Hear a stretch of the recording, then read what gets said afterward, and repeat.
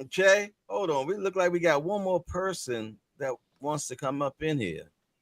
Uh we have to see faces, man. We don't do no dots up in here.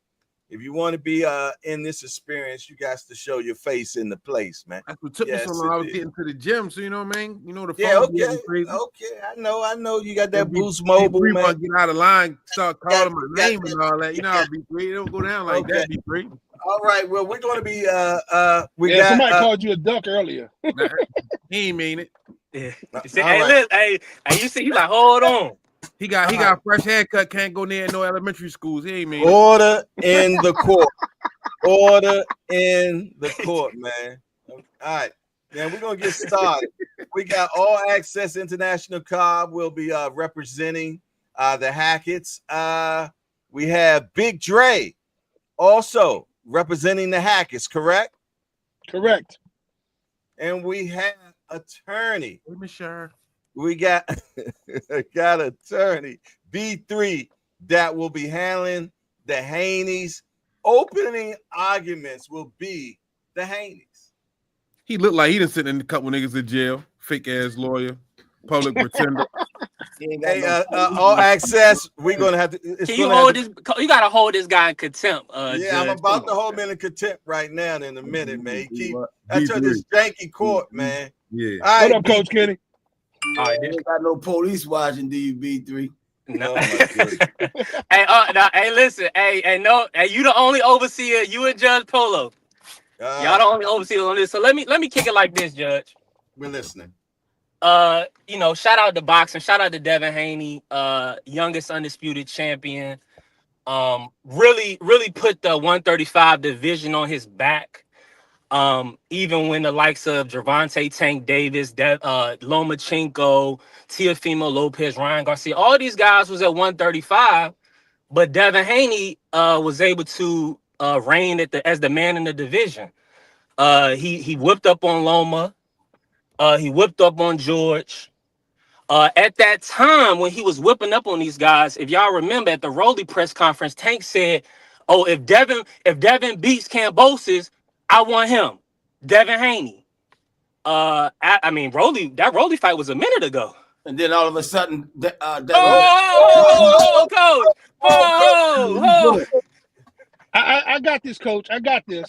yeah, all right, go ahead. All righty. Okay. Back, attorney B3. Continue, please. yeah. So There he will was be like, no yeah. more So outbreaks obviously, in the court. No more obviously, outbreaks.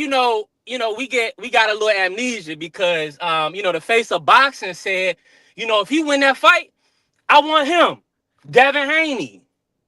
So I mean, and he's still waiting on the offer. All right, so let's skip on to that. We back we in 2024 right now, No, 2025. don't skip that. No. Whoa! Can I speak on it? Whoa! You cannot right now. This is his open argument, man, Coach Kenny. We cannot have outbreaks from you, man. We're gonna hold you in contempt of court. Okay. You Okay, all so- will have your turn. Definitely. Go Okay, ahead. let me this because Coach Kenny in the building. This is gonna turn it into Devin Tank, and maybe I'll let it there. Time and time again, Devin Haney is in position for the Tank fight. Obviously, Leonard Ellaby said Devin Haney one of the highest paid lightweights. So that was the excuse. Before that, the excuse was he never sold out in his hometown. Before that, the excuse was belts didn't matter. And then all of a sudden, after Devin smokes Regis, the 165 comes out, and now Devin is too big for Tank. He's a weight bully and all this and all that. So another excuse. All in the same time that they put Tank's Hispanic drug cheat cousin Ryan Garcia up to beat the champ, to try to put hands on the champ. And this dude purposely missed weight. He had a horrible promotion, talked about all this, all that, ruined the promotion, probably ruined their pay-per-view sales. And then the dude gonna pop dirty for Pez. So we got the youngest undisputed champion who reigned at Tank's division, moved up to 140, became a 2-belt champion, 2-division champion, smoked Regis, who was a 2-time champion, who was on Tank's ass for years. So So we got this young brother doing this. He gets beat by a drug cheat, and then we're going to put him down to a prospect level. That's not how boxing works. Devin Haney is 31-0. He's conquered almost 2 divisions. He's got T.O. running. Tank got amnesia. Ryan got a cheat. And then we already know Coach Keeney, we're gonna throw them roadblocks. Jalil is the #1 Devin roadblock, and Boots is #2. So at the end of the day, Devin Haney is still Baba Yaga, and he's still moving and shaking in the sport of boxing. It's still top 5 most exciting in boxing to watch. All righty. Okay. I could tell off the strip that you are a Haney supporter, because just like the Haneys, you can only build your case with Tank's name. That's the first name you mentioned. This is Jalil versus the Haneys. Well, why is Tank in it? Why is Tank in the conversation? Jalil talking from the sideline. He's talking from the sideline. Hey, You had your turn. The 4 Kings was at 135. What happened? When it became Haney's turn, his ass hauled ass to 140. Keep it 100. All of a sudden, he can't make 135 no more. He offered Shakur a fight. Tank was nowhere to be found, Coach. Tank was 135 still. And nowhere to be found. Hey, B3, you had your turn. We do not let him. You had your turn, okay? Right.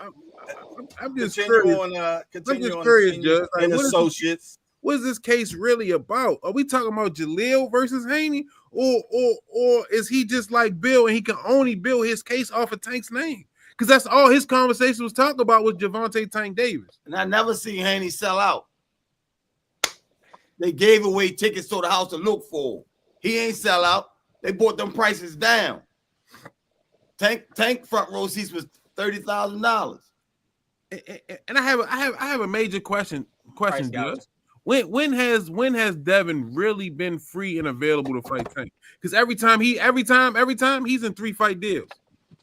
After the Rize, he had Cambosis, a rematch, and Loma.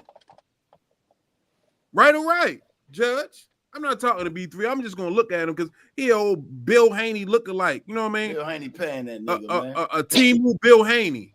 You know what I mean? Come on, man. Like, make it make sense. What is your case about? We talking about Jalil, Hackett, and Devin Haney, not Tank. Leave him out of the conversation.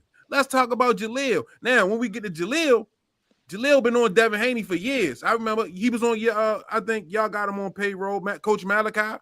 He was on there and he told Bill Haney to his face, I want to spar. If you need some help, I'll get him ready. Now we hear, Bill been calling around, keep Jalil off his ass.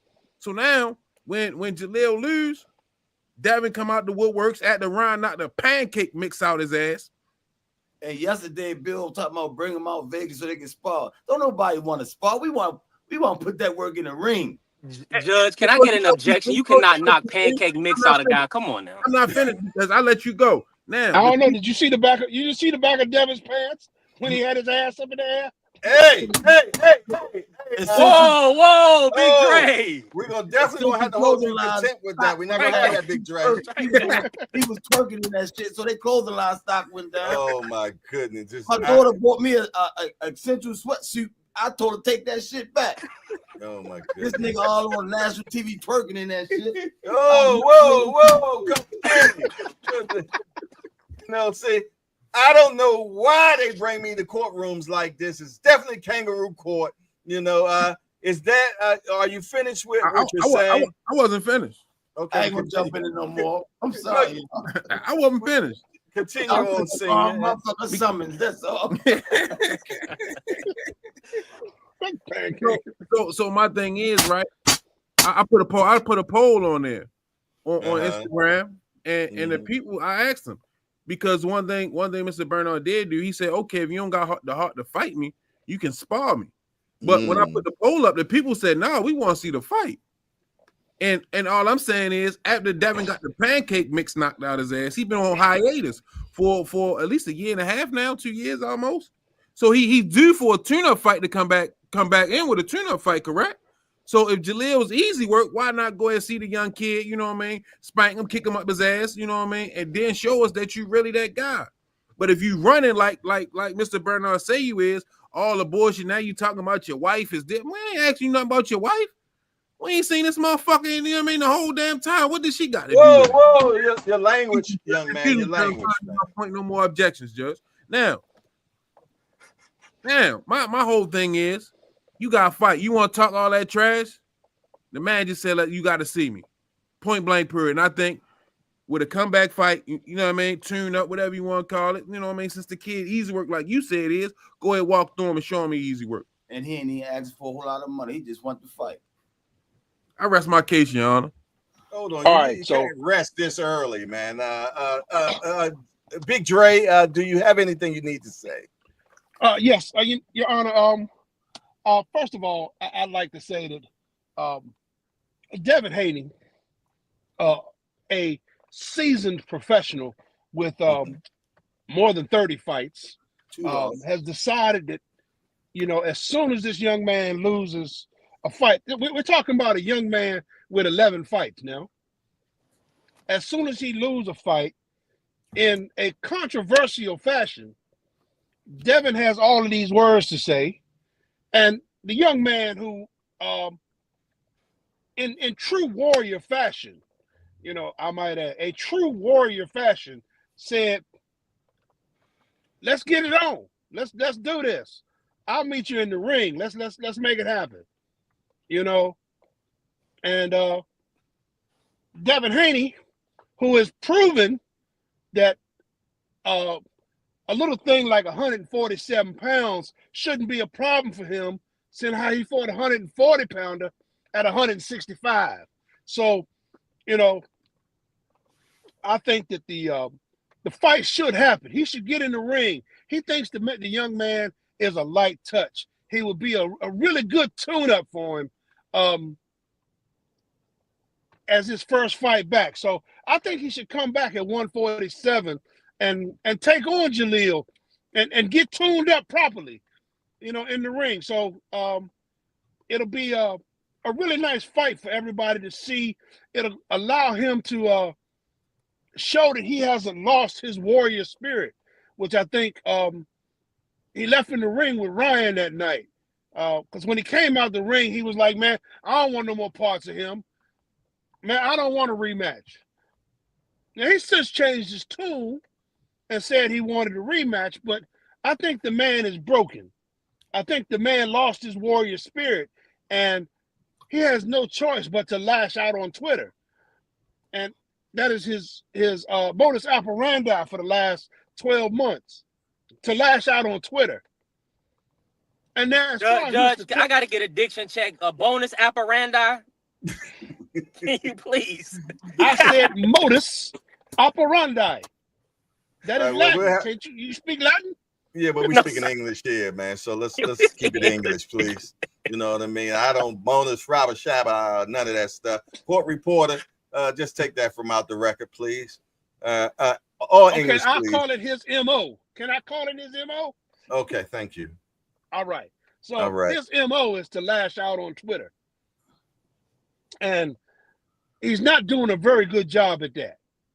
He is being a bully, the same kind of bully that he was in the ring, trying to tell fighters that they too small, trying to tell like that they don't have enough to beat him. So he is a bully-minded young man who is found his way to pick on the wrong person. I think he should slide on into 147 and take on this young man and get tuned up properly. All righty. That's all I got for my opening statement. Okay. Attorney B3, you had a couple of people bring words to you. Can you address that? I will, Judge. I appreciate you. So just to answer a couple points, and shout out to Jalil Hackett, shout out to DC and everything they're doing. So at the end of the day, Senior said, Devin want to be like Tank and, this, that, and the third. Okay, well, maybe that is true. So if it, Objection overruled. Let's come on. Finish. Your So Honor, if- can so I? if that's the can I case. object to him using Tank's name? Objection. Can No, he- please get on. Oh, No, you gotta wait your turn. Please continue on P3. Thank you. Will be no more outbreaks. Okay. Okay. Yeah. So in that same sentiment of, you know, we want to do what Tank do. Okay, cool. Tank is a big brother. Okay. Hold on. Hold on. Jack, listen here. This is not Tank versus Hackett. Okay. Thank you, Your Honor. Thank you. Hackett versus Haney. That's the face of boxing. I don't care. He is not on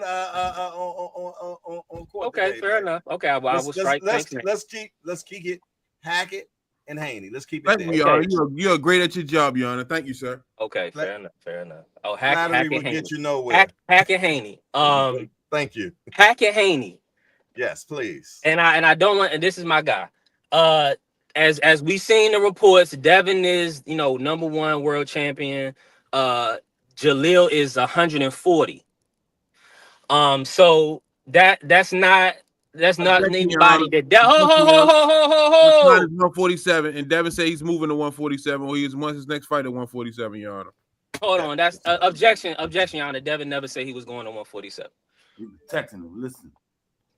So Okay, this is the situation. That being said, what the big bro do? I'm not gonna say his name no more. Our big bro, obviously, he's everybody's big bro. Why he fighting Lamont? Because he a champion, right? We only fight champions. Objection, Your Honor. So we let's keep it Hackett versus Haney. It's nothing to do with Tank in here. Who said Tank name? What are y'all talking about? Your Honor, I'm gonna have this case dismissed. We only fight champions. That is trying people that's not even here for court. Okay, I ain't use Tank name. Okay. Oh, is he not Tank's defense? Is Jalil not? Is Jalil not the stand in between for Devin on Tank ass? Objection, what we talking about here? What we talking about? Like Bill Haney. Hold on, what are we talking about here for real? Tank has nothing to do with We're talking about Haney versus Hackett. And I pivoted. I said Jalil is 140 ranked, and Devin only fight champions. Devin is a time out. One more outbreak, and I'm gonna be putting people held in contempt, man. Yeah, this is the thing. Devin only fight champions. Devin is a $1 million prize fighter. So, and with that sentiment, I want to ask y'all this, since y'all know boxing, and anybody in the chat, how many of y'all called Angel Garcia a pussy when he said he don't put Danny Garcia in tough sparring? He not gonna let anybody just come in and beat on the champ. Y'all know boxing. So at the end of the day, we gonna keep it a stat. Jalil, hell of a fighter. And he got a raw deal the other night in Puerto Rico. He got robbed, let's be honest. But we not gonna sit up here and act like it's not precedent set in boxing. Devin Haney ain't new to boxing. This is a business. So if Angel Garcia ain't gonna let nobody come in and beat up on the champ, but we want Bill Haney to let somebody come in and beat up on the champ. We gotta call it fair. So at the end of the day, once Jalil build himself up and, win a world title, or, at least become $1 million fighter or something, then like with other fighters, he bringing something to the table. But right now, it's just all talk. But it's good for the sport. It's all talk. I rest. Okay. Your Honor. Yes. Your Honor. My esteemed colleague said that, his client only fights champions. And I'm trying to figure out when Ryan Garcia was a champion. Interim champ at 135. You said he only fights champions. Interim champion. Interim champion. Interim ain't a champion. That's a champ. That's a champ. Not a champion. He's an interim. He's a fill-in. He's a fill-in. He wasn't a champion. He was an interim in his life. He was a fill-in. Let's finish. We're not gonna have back and forth. Finish what you have to say, Dre. And as far as Mr. Young Jalil building himself up. Young Jalil had kept quiet. He didn't go out there kicking Mr. Haney while he was down. Objection. Okay? We all seen the video on it. Come on. Objection. No, he was asked a Accepted. Go question. ahead. He was asked a question, and he Hey, you don't know how to curve? honestly. You can't curve a question? He This is- answered it honestly. B3, I need you to stop, please. Thank you. Okay. The young man was asked a question, and he answered it honestly. So I'm not gonna fault the man for answering a question honestly. Okay? Now, Mr. Haney came out totally unprovoked to kick Mr. Hackett while he was down. Unprovoked. On Twitter in capital letters. The man came out there and did what he did, calling the young man out. And so the man just said, hey, you think you ready? Come on, let's get some. I think it's you put up or you shut up. That's all I have, Your Honor. Senior and associates, do you have anything? Your Honor. Your Honor. First and foremost, Your Honor. This guy, I don't know where the Haneys found this guy, but for them to be $1 million fighters, they have some shitty lawyers. But now, to the case at hand, Jalil was handling his business. Jalil was handling his business, minding his business. You know what I mean? He got a bad decision. You know what I mean? But here come the Haneys out of the woodworks trying to kick a person while he down. And so Jalil in his only right said what he was supposed to say. Oh, you want to run your mouth? See me then. And what he said was, we could fight or spar, but you just got to stand on them words that you're speaking. So come see me, or I'll come see you. So I'm trying to understand the problem. Okay, your guy has been out for how long? So he's due for a tune-up fight in his return. So if Jalil's a cakewalk like he said it is, why not go ahead and turn the young kid up, kick him up his ass, you know what I mean? Keep moving, go back, build yourself up, then try again later. If it's that easy like he said it is. Come on, B3. It's just a tune-up. Just come on in the ring and get tuned up. Work.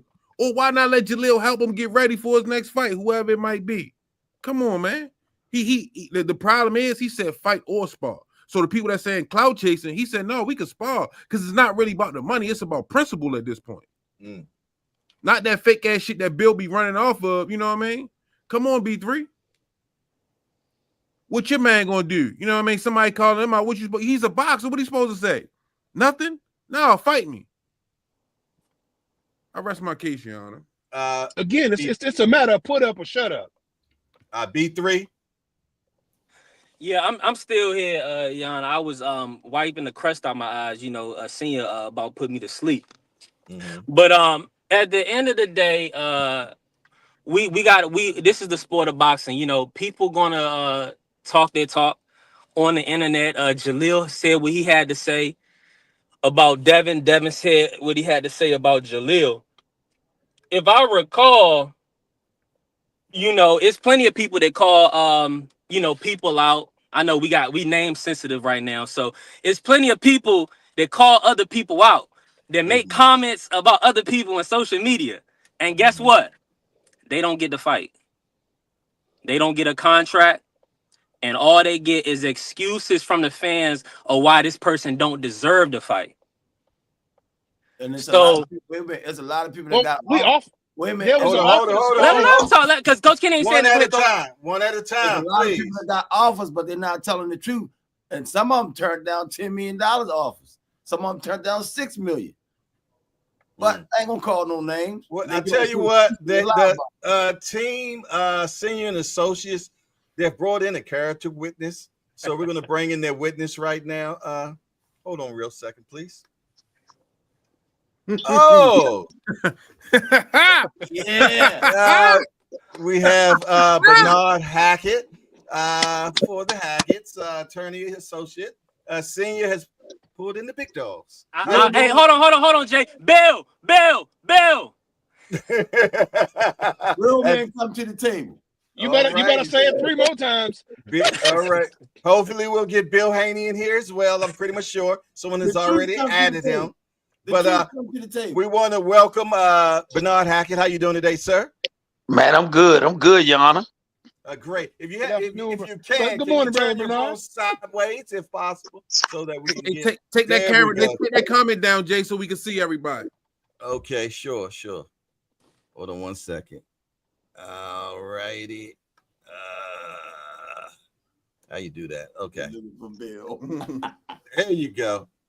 Hold on one second, y'all. Bill ain't gonna come save you, B3. He looking for Bill in the comments. Hey, we gonna need at least 8 figures now. Bill ain't coming to save you, B3.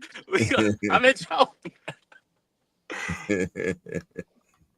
All righty. Thank you. Let's keep this court good and everything. All right, Mr. Hackett, you have been summoned to court. Any particular reason why they brought you in? Because somebody got to tell the truth from one of these sides. Okay. Senior, are you going to ask your person questions, please? Mr. Bernard, I'll do that, Your Honor. Anything you'd like to say, Mr. Bernard, before we get started? I think we said it all. I mean, I heard B3, I respect his opinion, but if you go back and watch Jalil's fight, if you watch the fight, you could turn it down, turn it up, whatever you want to do. Tell me the 6 rounds that he lost.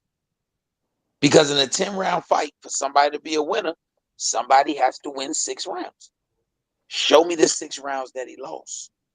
And once again, I'm never going down our competitor because he's not a official.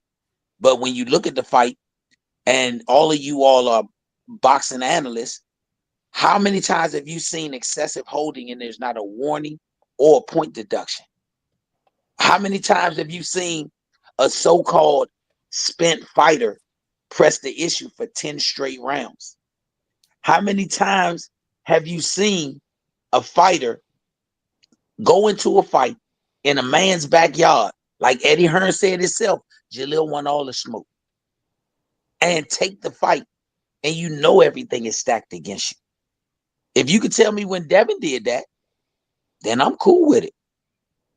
But if you can't tell me when Devin did that and you're a Devin fan, I'm going to rely on your fandom of Devin and hope you can get in touch with Bill and say, if you won't fight, and even Mr. Hackett said he understands you won't fight him, will you at least give him some sparring?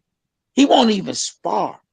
The man won't do nothing but come on and try and deflect from the question at hand. 8-figure bill. We did that. And I actually went and did an analysis when he said that we were bums. I compared Jalil's 10 fights to Devin's first 10 fights. And they don't compare in no way, shape, or form. Pete Dobson is better than the first 18 people that Devin Haney fought. Do we not want to recognize that Devin Haney had one of his fights, which 8-figure bill used part of the 8 figures to get overturned? And I'm not the only one saying it. I told him he can go check Ellie's setback. Said the same thing. Ellie made it known on the same thing.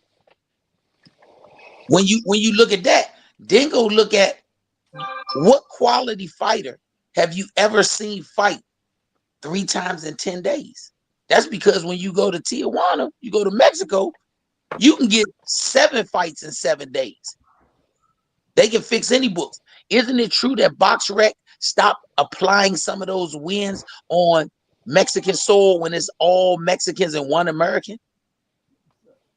I mean, I'm just stating facts. I don't want to lose the fact. Another thing, when have you ever heard us say that Jalil was going to finish his career undefeated? We just say he's going to fight every time. If you all have this new standard that you're saying you want guys to fight, then don't discredit a guy who went in and took a controversial loss, but you praise the guys that won't fight nobody. Even Eddie Hearn said at the press conference, Jalil asks for the smoke. Jalil takes the smoke from everybody. You can't say the same thing with Devin. This ain't new for us. We've been on Devin ass. You can go all the way back to when Jalil was 17. And your man Bill has not said we're lying yet. He called Leonard Ellaby. He called several people we know. And he asked them to get Jalil off of Devin's ass.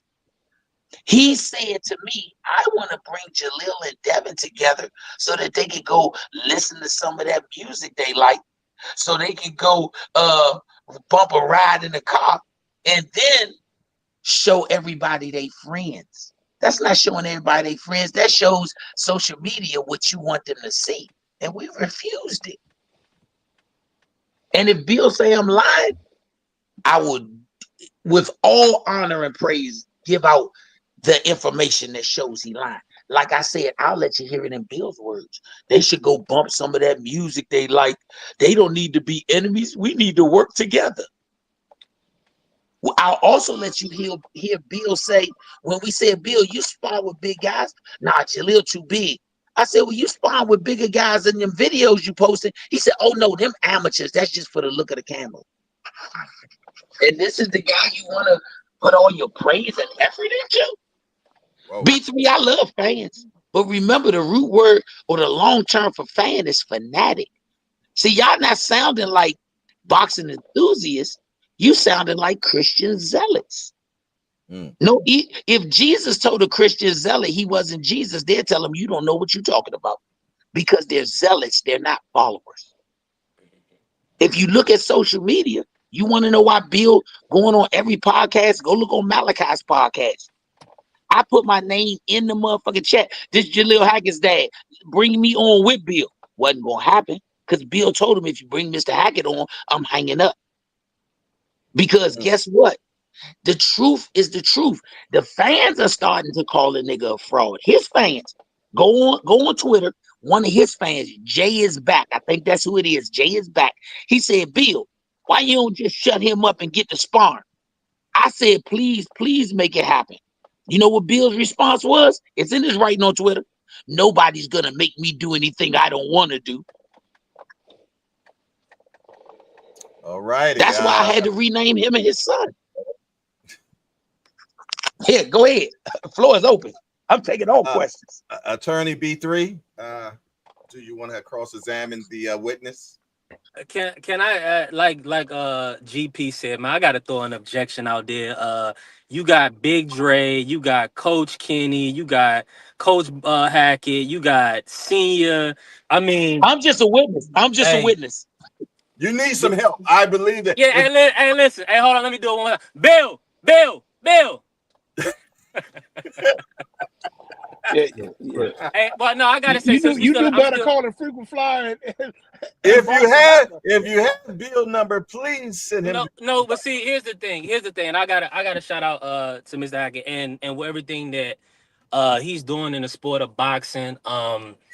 Devin stepped out there and he put himself in this position because at the end of the day, if it was me, if we took a loss, I'm not going to somber and sulk over a loss. I'm gonna find a target. Beautiful. Devin Haney is the perfect target. He's a big talking point in the sport of boxing. The only thing about it is that Devin is at this particular moment in time, he can't look at Jalil. For one, I'm just going to tell you why. For one, and this is just from a fan perspective, like you said. For one, is too tough of a comeback fight. And it might be a too tough a fight for Devin in general. For two, that would be Devin. That would be Devin moving to a new weight class. Yeah. To be moving to a new weight class. Objection, Your Honor. He's not representing his client well. He's not representing his client. Objection overruled. Go ahead, trying to be because we got to call it. We got to speak the facts. I'm not over here. So with these are the things, and we're just talking about why the fight, what's going on, and why the fight possibly won't happen or will happen or whatever. The Jalil is in a position where he's still building himself, and because he was, he's with Floyd, he's with Tank, and now he's with Eddie. He's commercializing himself, and now this Devin controversy is going to allow him to catapult even more, irregardless of whatever the record may say. And we know he got cheated. At the end of the day, I think Devin and Bill should look at a Jalil fight down the road. At a certain point in time when it makes sense for both parties. Now, on Mr. Hackett and Jalil's side, they may look at it like Bill and Devin ain't never gonna see it ain't gonna never make sense to them. But that's for Jalil and his dad to put in that work and get in position. Just like Devin had to sell out his hometown, He didn't sell out. do all He didn't well. sell out. When Well, he let me sell just out say, his well, hometown. no. Well, that's what Tank asked him to do, and he did 17,000 tickets, I'm right? definitely on. He keep mentioning Can Tank. he do has listened to 17,000 his face. tickets? Okay, let me just say that. This is Oh, what he we'll said do that? then. This is what The we do. This is the for senior. NFL This is not for your level, but not this is for senior. See, you since you going so hard at this, this is what your guy got to do.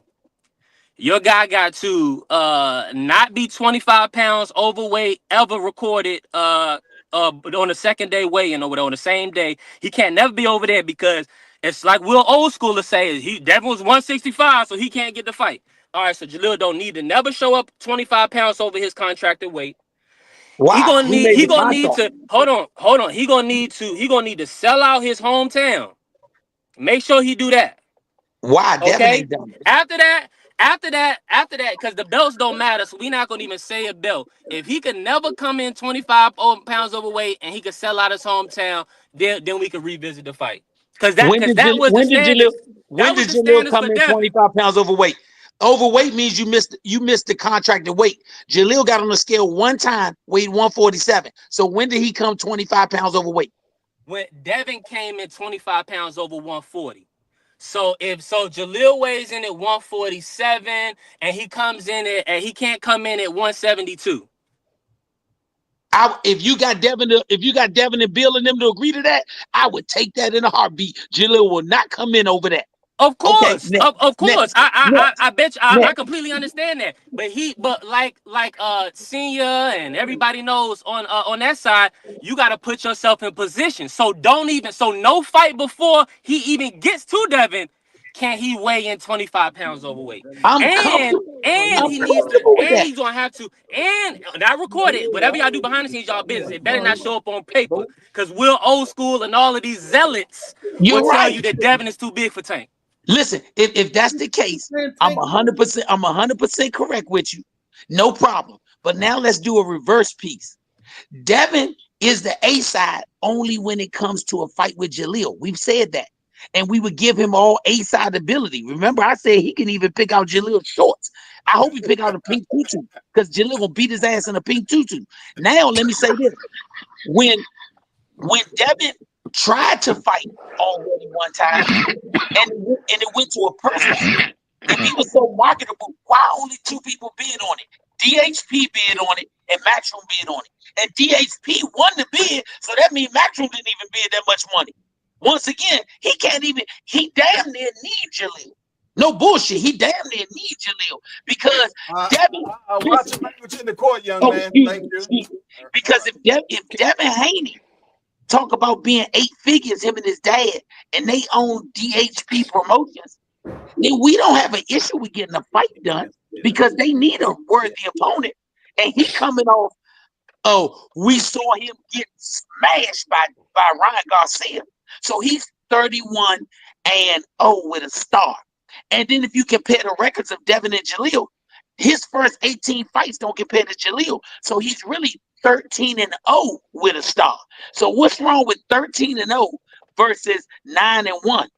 Once again, we just saying weigh out everything and see where it weighs at. He turned Can I down say something, Your Honor? This is where I gotta respond to that because Can I say something, Your Honor, please? Hey, B3, let's Big Dre speak real quick. And then we'll move on. I hear B3. I hear you keep Hold on, saying. somebody has echo in there. I'm grasping straws, Big Dre. Work with me. I hear you saying sell out his hometown. And I'm only going to use a different sports definition of a sellout. Now, the NFL and the NBA records a sellout as 90% of the available seats. Okay, Objection, now Your Honor. We talking boxing. we talking sports injury. We talking sellout. So we want to define sellout. Now, sellout, according to the NFL and the NBA, sports which are played in America, okay, they define a sellout as 90% of the available seats. Now, Devin's fight in his hometown sold 87% of the available seats. That is not a sellout. Even with all the tickets that they gave away, they only reached 87% of capacity. That is not a sellout. So I just wanted to put that in there to make sure that we were comparing apples to apples. Because when young Jalil go into Capital One Arena and sell out all 18,212 seats, we want to make sure that he gets credit for all 18,212 seats. Okay. Attorney B3. Yeah, but see, here's the thing. What Big Dre doesn't like to allude to is Devin Haney has been doing unprecedented works at a young age. When he went over to Australia, I think the first event they had for my bad about that. I'm getting calls, Judge. They had 45,000 the first go round. I think they did another like 15 or 17, and the Australian Open arena over there. He came back to LA, and I think they did another 14 or 15 with Lomachenko. So and then they did the Regis and Ryan fights. So consistently, Devin has been putting on great events. People have been showing up. So when we talking about him fighting somebody like you said hometown though. when we went calm down, Big Dre. In the hometown, it was still 17,000. Now you want to say what the Warriors do? So now we comparing Devin to Steph Curry. Okay, I'm not trying to do that. So I'm using the standard. And Devin is not the Slash Brothers. We can't compare him to them. So I'm using the NFL. The NFL says 90%, whether you're talking Cleveland or Dallas. Fair enough, Big Dre. Let me just say this. For these guys at the high stage of prize fighting at the highest level, it has to make business sense for these fights to be made. So a network is 9 times out of 10 going to either put the money. It's going to be a network 9 times out of 10, or a promoter is going to put the bread up. If the network, if Jalil is not as a B-side to Devin, if Jalil is not bringing forth the monetary value, then they're not going to make the event. Nobody's going to put up the money. They're saying that they're going to take. Hold on. They're saying that Jalil will take the short end of the stick, or just want the fight or whatever. That's cool. Granted, we still got to pay the undisputed champion, the network or whoever. So it got to be somebody that's putting up that money to make sure that Devin Haney gets paid his value, irregardless if we're trying to say that Jalil value is not there, so he'll take whatever. I don't even agree with that. But if we're gonna use that premise, if somebody's willing to put up the bread to get Devin in the ring, I'm sure they oblige. Whether it's 5 million, whether it's 10 million, whether it's 100 million, if somebody got the bread up and that's what it's going to take to get Devin in the ring, then they need to talk to Bill Haney about it. Senior? And Devin's value is I'll raise my hand. Your Honor, this guy is delirious. He's asking my client to do something that his client doesn't do. His client's promoter came on social media and said, I lost money putting on the Devin Haney fight. Damn, he disappeared? He ran? Go ahead. Continue on. Your Honor, he just turned off his camera. I rested my case at the opening statement, Your Honor. It was open and shut then. I told you, when I come in the building, I don't play. It was done then when I rested. You know what I mean? I didn't have to call for the heavy guns. But I don't believe in just, killing. I believe in overkill. I'm a back off, because Mr. Bernard Hackett has something he want to say. Hey man, I love my team. Hey, Devin Haney and his father been running from Jalil since he was 17. before he had his first pro fight they've been running. Bill said, I wanted to get at you respectfully so that we could talk. And how, do you believe that's true, B3? Just yes or no? 100%, 100%. You believe it's true? Because if you didn't believe it's true, I was gonna let y'all hear Bill Haney say it out his own mouth. I don't believe it. You don't believe it? No. You don't believe Bill said that? This was before Jalil and him even had that. You ain't trying to promise you ain't got your first fight. And then to say all the stuff that you're saying, that's why I got back at you with some respect, because you don't need nothing to work. You need to work together. I rested my case at the opening statement. That's when Jalil was 17. Because he kept saying he ain't never been scared of him. That's when Shawty was 17. I can keep giving you more about the spawn. That them dudes is fake. Them ain't real pros. Them amateurs. We just do that for the look of the camera. Like I said, the man a fraud. The man a fraud. Y'all just keep falling for his sleight of hand tricks.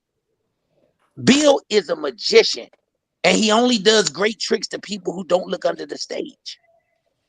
If you look under the stage, you see it's fake. We have no problem. We have no problem fighting Devin or spawn with Devin. And after Jalil put them hands on him, I'm gonna be the first one to say Devin ain't bad. Jalil just that good.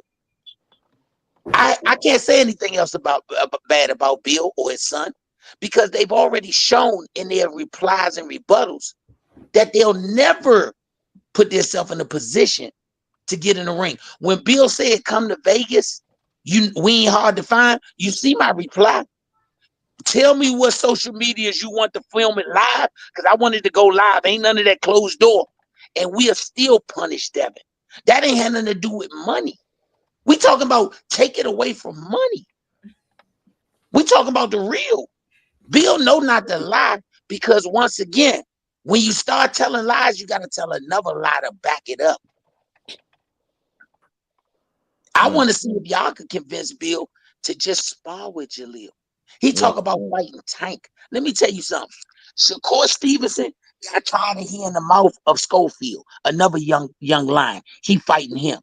Erickson Lubin get ready to fight another young lion for an elimination bout. Javante Davis, all y'all people talk about Lamont Roach ain't a good fight, but Javante Davis the only one that jumped out there to fight him. Shakur, none of them niggas. Devin ain't say he was gonna fight him. If all of these dudes are willing to fight young lions, no matter the situation, why y'all not asking Devin to do the same thing?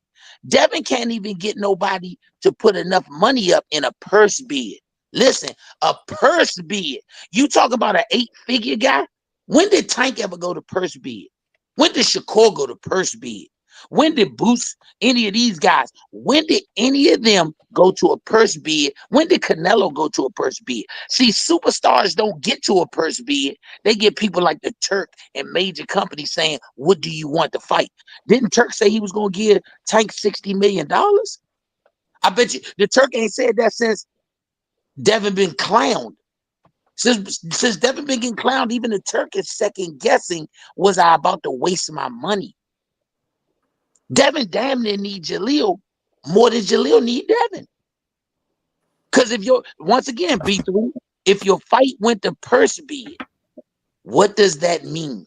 When your fight go to purse bid and only 2 people bid, you and Matchroom. And Matchroom didn't even bid that much, because I think you still won the purse bid. So if it went to purse bid and you won your own purse bid, that's like me putting on Jalil's fight. It's no different. For all those people who want to know about boxing, a person going to purse bid when they're a so-called star or a champion is no different than me or Kid Schofield or anybody else's pops putting on their own fight. That's what it means. That means the networks don't think you're worth the money, because win or lose, they're only here for profit. That's what purse bid means. Nobody wanted it, so they bid to see who got it.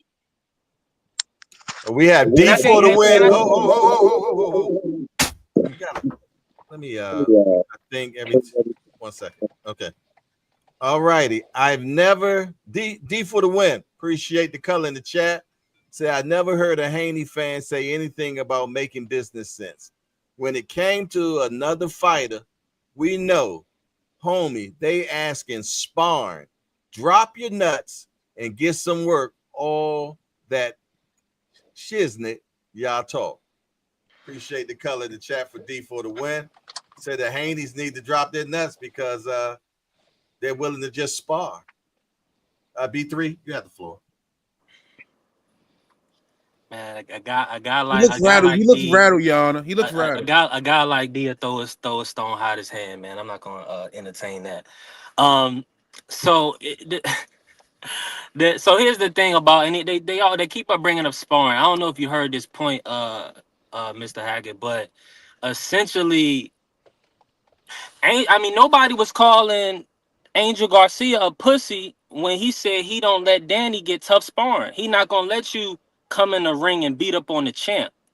So Bill is we understand what's going on here. Bill is working with like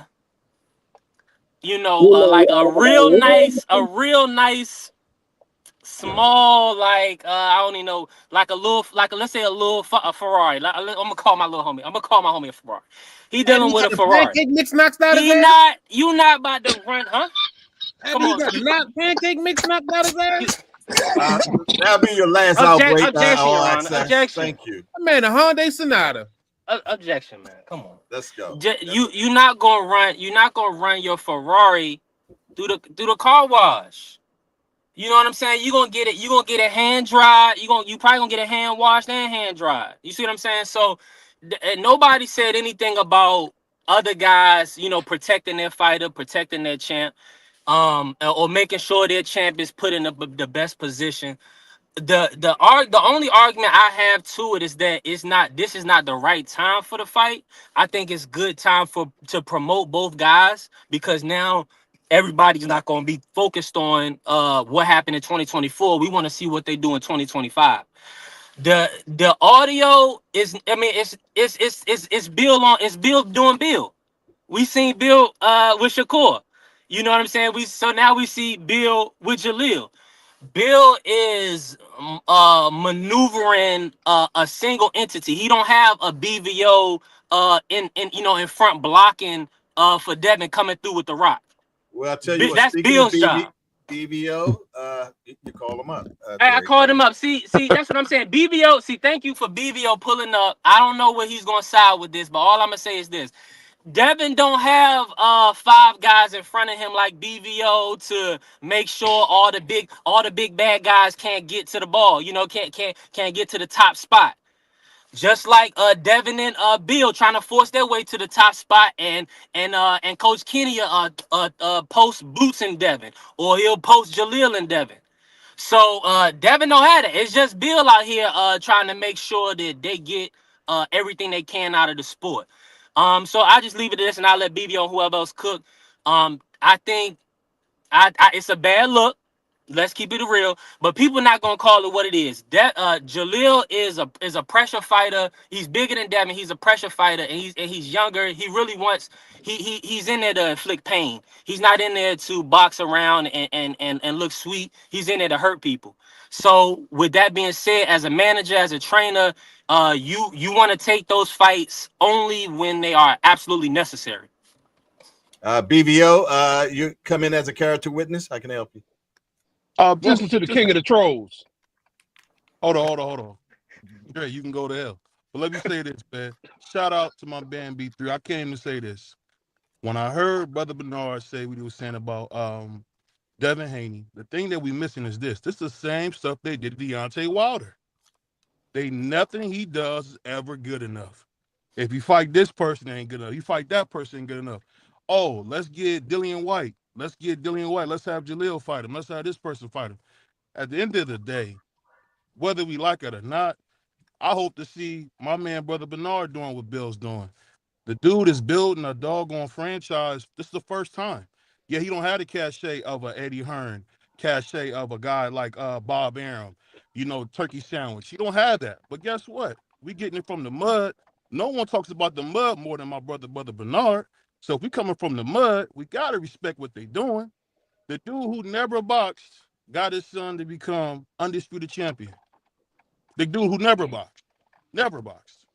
Don't know nothing about boxing, was nothing more than a usual street pimp. That's what he was. And so we just got to be honest here, man. Let's not do what we did to Deontay Wilder, to my guy Devin Haney. And I think, you know what, I say this. I can understand why Brother Bernard would say he would want that fight. But that's not a good fight, because 9 out of 10, the judges will be in Devin's favor. The venue will be in Devin's favor. It'll be a lot in his favor. And I think after a fight like you seen with Jalil, he got robbed, he's got to go back to the drawing board and fight some more guys, because the whole thing in boxing is this. The fans control it, and we don't want to add unnecessary stuff to like a young fighter who could actually beat somebody. Objection, He got robbed in Puerto Rico. Objection. Let's keep going. My client's dad said, listen, I'll be honest. If it goes to a decision, I'll give it to Devin Haney. But it's not going to a decision because my son is going to knock his ass out.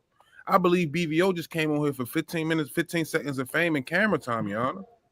Hold on, that's total BS, because I don't have to talk about your guy. I'm telling you, the fight between Jalil, Hackett, and Devin Haney.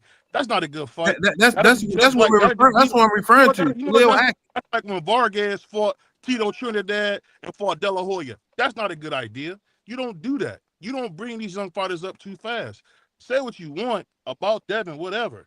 The dude is an undisputed champion. I wouldn't want my young buck fighting an undisputed champion right now. If we're going to spar, that's cool.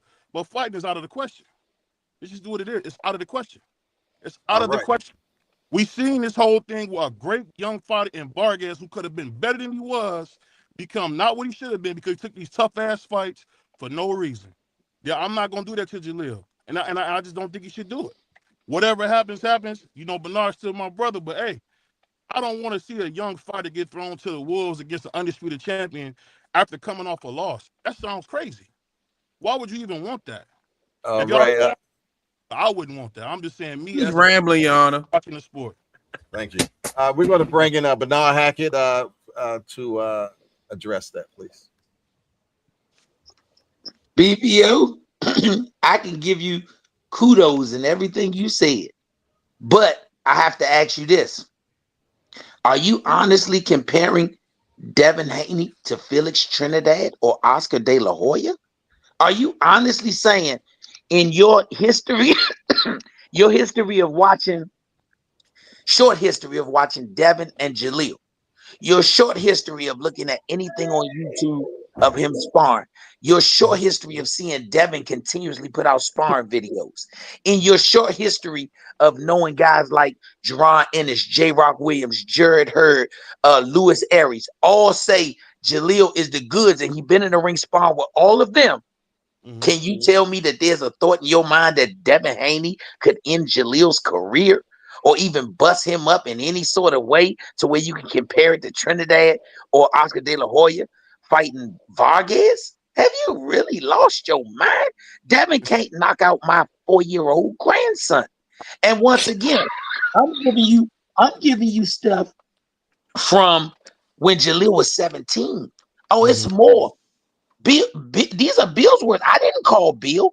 Bill said, I just let you hear. That's why I reached out to you, because at 17, calling out Devin with his accomplishments, it's not beneficial. He wasn't saying beneficial to us. He was saying Devin. He said, that's why I called you respectfully. I didn't call him. I called him out. I didn't call him. So when you mention stuff like Devin could do anything vicious, look at their styles of fighting. If you had to compare their styles of fighting, who do you think would get more pain inflicted on them, Jalil or Devin? DBO. I get what you're saying, but I'm telling you this. I didn't hear your answer. I didn't hear your question. I didn't hear your answer. Can you tell me? My answer is, do I think Devin? No, he's not Oscar. No, he's not. But the fact is, the accomplishment they. No. I'm not talking about accomplishments. I asked you, in a fight between Jalil and Devin or sparring, just with your knowledge of boxing, who do you think would inflict the most pain on the other, Devin or Jalil? I would say Jalil. If you're talking about going straight up, I would say Jalil. But our only caveat I would give is simple. when you're talking about Jalil fight like that, it'll be so much against him. It's fine. We'll take everything against us. We said Bill could be the promoter. Bill could pick the ring size. Bill could pick the outfit Jalil fight in. Bill could say Jalil got to wear 10-ounce gloves and Devin get to wear 8-ounce gloves. We don't give a damn. Excuse me. We don't care what he says. He wants. We're gonna give it to him. We are gonna give it. If he said we could spar with Devin and we got to use our 18s and Devin uses 14s, I'm gonna give him that. Listen to me. I'm giving Bill. We will fight Bill. We will fight Devin in Oakland, California, in the backyard of the house of the neighborhood that Devin Haney and Bill Haney grew up in, with his own family members as the judges. Just like I just told you when the Rize, when Senior was on there, he said exactly what we said. We'll give Devin everything in his favor. Everything he wants in his favor to get him in a ring, whether it's sparring or whether it's fighting, because he's gonna get embarrassed. He's gonna get embarrassed. I can't beat you talking. You are very well, but I'm this. I've seen this same tough guy stuff with Tevin Farmer. Tevin Farmer was like his son, really good, took some tough ass fights, and never ever received the kind of adoration or love from the fans he should have got because he took them losses too early. So we being honest, I don't want Jalil to be like Tevin Farmer, if I'm being honest. People just now seeing what Tevin Farmer, he's always been that. He's always been what we've seen versus Ray Maritala, what he's seen against Williams Zepeda. He's always been that. I'm just saying, because of how fans work, 2 early losses back to back that are super against you, it sounds good. As my grandmother would say, it might make you feel good. But there's no way that's good for his career. It's just not. It's not. But I get what you're saying. You're saying he's gonna lose. Listen, you're saying he's gonna lose. We're not gonna lose to Devin Haney. Once again, you can have an opinion. I can have an opinion. The only way to get the opinions to be facts is to put them in a square. Right now, you sounded like a mother who got her son in the house talking about, I don't want my son to fight you, because if my son fights you and he beats you up, then it's going to be hard for you to go to school because people will tease you. Well, let that boy out the door. Let that boy out the door. Listen, I walk my son to your house. I walk my son to your house. You peeking out the peephole saying why you don't want your killer to come outside, and we standing on your porch. In the words of Bill Haney, we need friendship. And if they go to work and they decide that they're going to work and they're going to keep the because if you get niggas stand, here, you know what? I ain't gonna never say nothing bad about this nigga. That's a friend Haney for life. Yeah, this is Bill. Cop and please. These is Bill words, cop and please. We never went to this man, cop and please. He was calling dudes that we know, cop and please. Why would you care? If your son is all that, why would you care when the amateurs calling him out and saying just spar? This was the same conversation we had when Jalil was 17.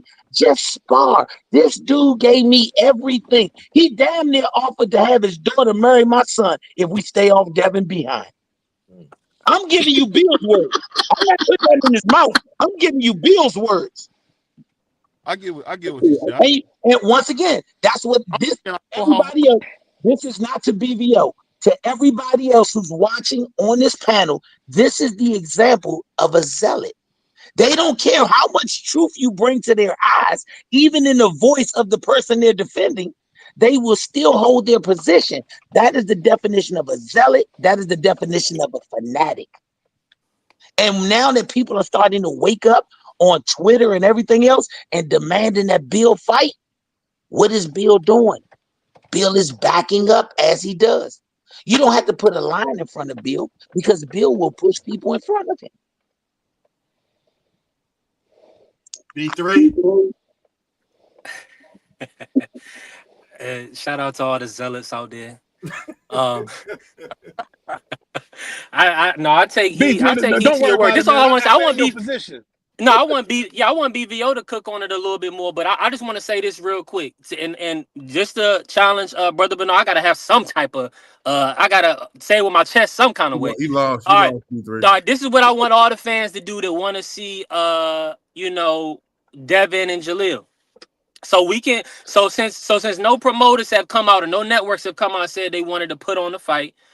All the fans that want to show your support and for the fight, how about each of y'all? Let's see if we can get maybe 100,000 or maybe even 1 million people to cash app Bill and Devin $10.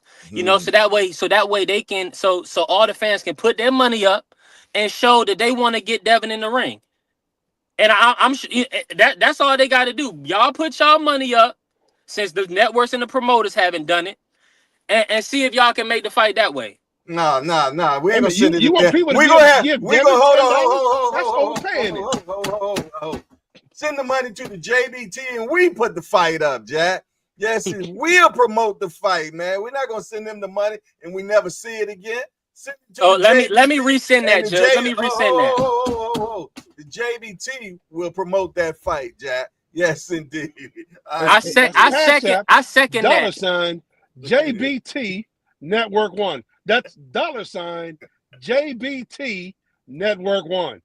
And listen, and I hope this get to Bill and Devin. Listen, because we will put on the fight for Jalil, because at the end of the day, as fans and as supporters of the sport, we want to see the best fight the best. We want to see and me personally, I want to see all the young black brothers grow and prosper in the sport and make that bread. They in it for prize fighting. They in it to make money. They ain't in it to they ain't taking these punches for no reason.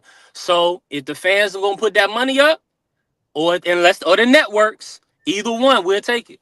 Your Honor, am I done here? I got a 12 o'clock. Am I done here?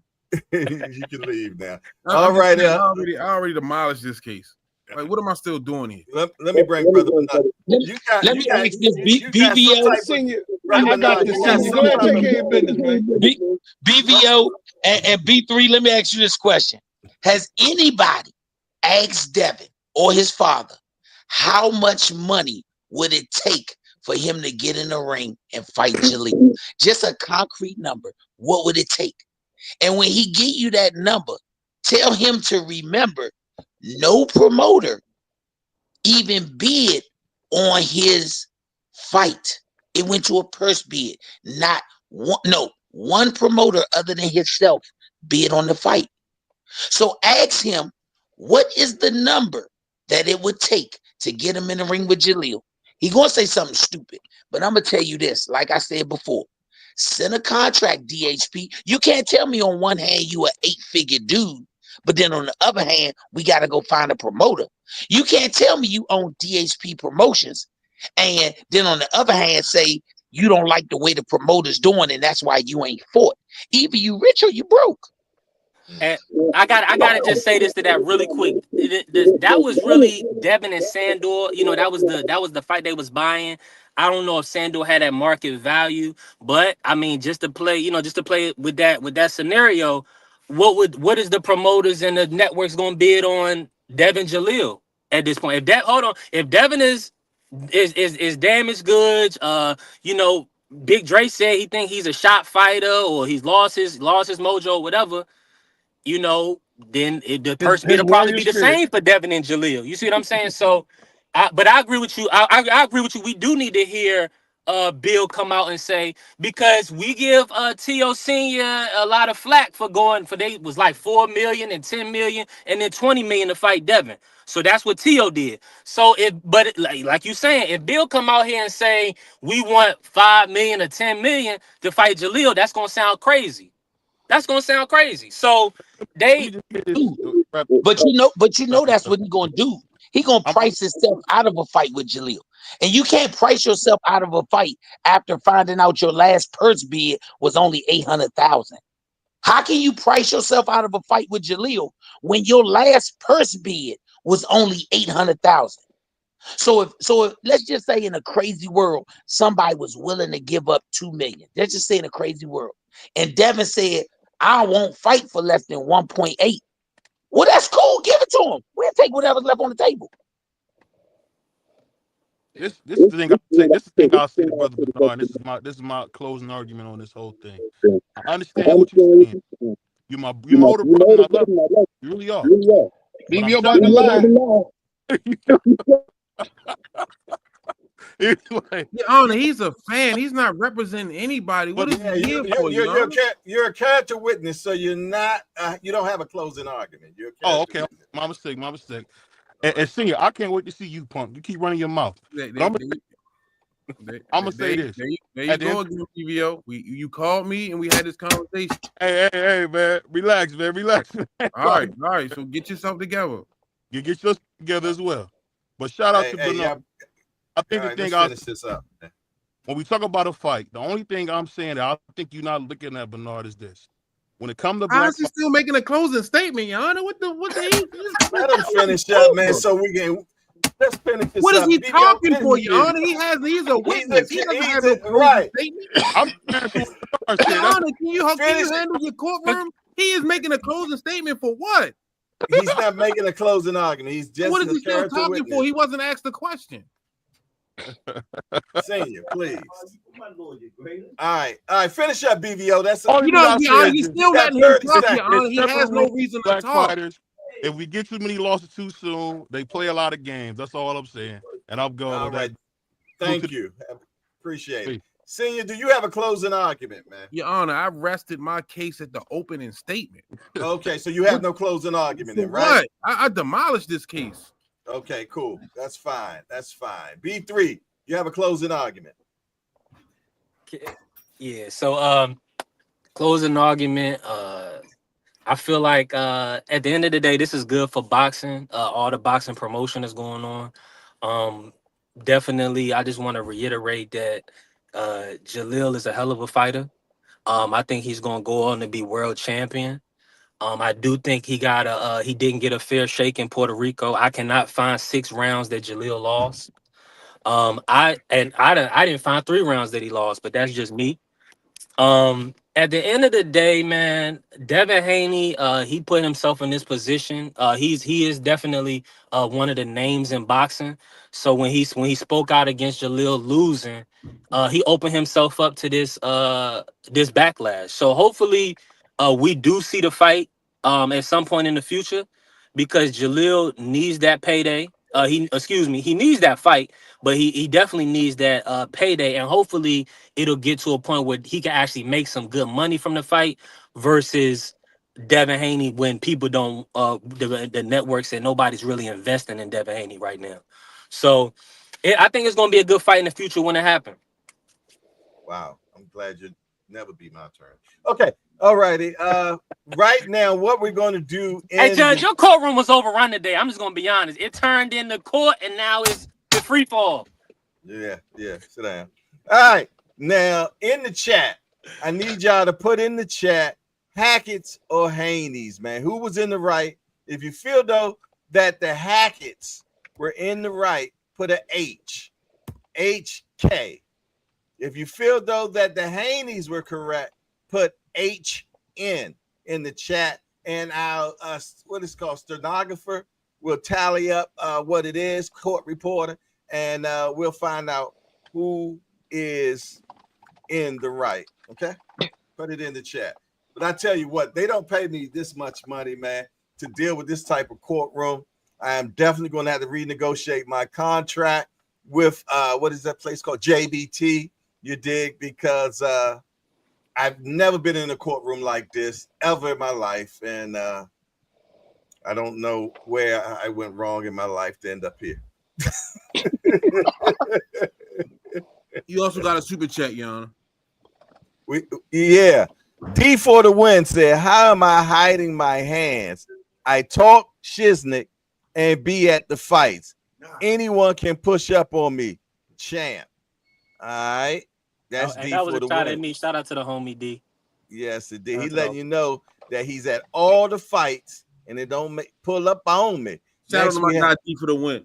Yes, indeed. We got another super chat as well. You know what? Senior told me hit the stars. That's how you get it. Okay, there you go. All righty. The next one was from Boxing Hackler. And he said, Devin is at 140. Jalil is a prospect who just took a loss at 47. Controversial or not, at least reach contender status, and would they fight Dev at 140? Let me Come on now. Dev ain't no let me say 140-pound this. fighter.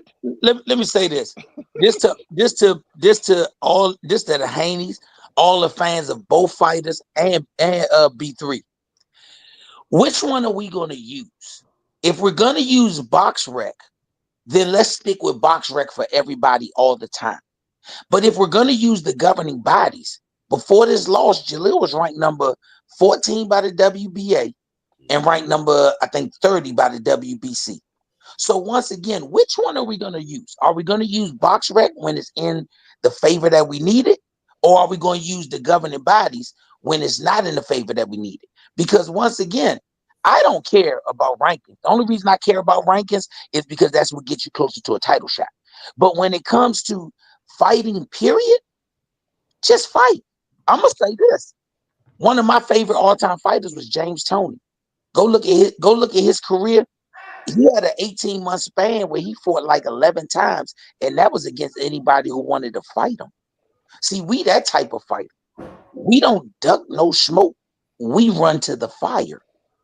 That's all we asking Bill to do. I'm going to be the first one. Hear me definitely clearly. I've said it numerous times. I give Bill 100% credit for guiding his son to where he's guided him to. I said on numerous occasions on other podcasts, I think at least one time in the last 3 years before the for the Ryan fight, Bill should have been manager of the year because he managed to guide his son where he did. Only thing I'm saying right now is in the case of Bill Haney versus Jalil Hackett, Bernard Hackett, and Devin Haney, the only way we can get rid of any controversy is to put both guys in the ring, whether that's sparring or whether that's fighting. Devin, you're supposed to fight Sandow, and it went to a purse bid. So once again, if you're at a purse bid point, then you're not a superstar. Tank is a superstar because he never goes to purse bid and he sells out. Canelo is a superstar because he never goes to purse bid and he sells out. Devin, you are 1 or 2 tiers below them. And I will give you the honor and credit. When it comes to career standings, we are 1 or 2 below you, only when it comes to records. But the great fighters put everything to bed in the ring. Don't forget, Spinks had 6 wins, no losses, and 1 draw when he fought Muhammad Ali. Muhammad Ali didn't make excuses. He made fights. And he fought him twice. He lost the first time, got it back the second time. Devin, keep your belt. I want you to stay a champ at 40. But you the one been saying you was coming up to 47 because it was getting hard. You didn't want a boots fight. You didn't want to fight with Stanionis. You wanted to get your feet wet. If that's the case, and you said out your mouth that Jalil was a bum, get your feet wet with a bum. It ain't costing you no money because you just went to purse bid. If you went to purse bid and didn't like it, then you as a promoter with a promotion company and an 8-figure father, you all should have no problems getting a venue that you want to fight in and selling this out. If you're such a big star, you can get a 10,000 seat venue. You can get a 10,000 seat venue and you still gonna make your money. You're not gonna lose anything but your O with a star beside it fighting Jalil. You ain't got to offer us the world. You ain't got to offer us the world. Because you know in your heart that your father didn't have no faith in you. That's why he was calling all over the world trying to get us off your ass. All I'm asking is for you to be a man, step up, and either apologize and say I didn't mean what I said, or fight Jalil or spar Jalil. Any of those will make it right for me. And if that ain't enough for you, get on Hardcore Boxing. Get on any podcast and we can both be on there and let's discuss this so the fans can hear what you got to say. I'll let y'all hear the nigga groveling just now. Let's finish it. We want to hear the rest of it. Oh, I'll give it to you. But I want to give Bill a chance to say I'm lying before I embarrass him fully. Oh, okay. All right. Hey, Well, you buried the lead. You buried the lead. They gotta make the fight. Cause you buried the lead, brother Bernard. Cause if he fight Jalil and he can fight Jalil, well, he gonna have to rematch him, but he would turn into Devin Muhammad Ali Haney. I'd be the first to call him that. I'd be the first to call him that. He would definitely be Devin Muhammad Ali Haney. But right now, he's Devin P. Haney. And y'all know what the P is for. And his dad is Bill FAP. Y'all know what the FAP is for, Haney. So once again, he can get a 10,000 seat venue. And like Hardore said, I know all the podcasters love to make money for their podcast. All the fans that want to see it, Bill, get together. Get together. Black Prime did it. They put a Bud Crawford fight on. That's right. So once again, it's too many options to make this happen for Devin to be out here jaw jacking for free. All right. Hold on. Let me. You got. Let me mute you for 1 second, so there won't be no echo. Okay. Melanin Queen, can you get a tally for us? Have y'all been voting in the chat? We need the votes in the chat, man, so we can finish this up. She wrote man. the tally, Jay.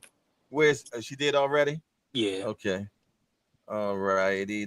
Go back and find it. Appreciate that, attorney B3. Okay. The results are the Hackett's 9, the Haney 1. Lord have mercy. I guess that's one is for me. Yes, It had to be frequent flyer. The jury has spoken. B3 voted for himself. He didn't even vote. The Hackett's win this, you know what I mean? So we appreciate, man, this court, man. It was crazy today, but it was entertaining, man. And it only happens like that in the hangout, man. You know, we the only ones, man, that be bringing it to you real, man, keeping it simple. And you know what? We ain't got to go back and forth and cussing each other out, talking about their mamas or anything like that, but yet we still get it done, man. And got 126 people in here. We appreciate all y'all that came in the door, man, and I thank you all for sure. Well, it's almost 12 o'clock. I ain't put my numbers in yet, man.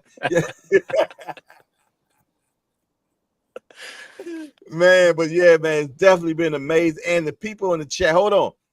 We got Witty just sent a 5P. He said, Your Honor, you have to hold senior in contempt. It won't make a difference, man. Good Lord. I mean, that guy right there is definitely different. We also got another super chat from Luda Grind. Hard sent the 5-piece, man. Salute for the 5-piece, man. We appreciate all the that came in, man, for sure. Senior, what you got going on, man? He's doing sign language over there. Let me unmute you. What's up? I just was letting the court know I'm 2-0. You know what I mean? Undefeated. You know what I mean? Undefeated. You know what I mean? Yeah. I tried to give him a pass. You know what I mean? I just wanted to get him get up on the panel because I know that's the people. But you know what I mean? He called me out, senior Cobbs. I wanted you. Now listen, you gotta understand, like, you know what I mean? Some people, you know what I mean? They like to just get the win. I like the overkill, so you don't never try that shit again. You see what I'm saying? And you just learned a valuable lesson, B3. Don't mess with me.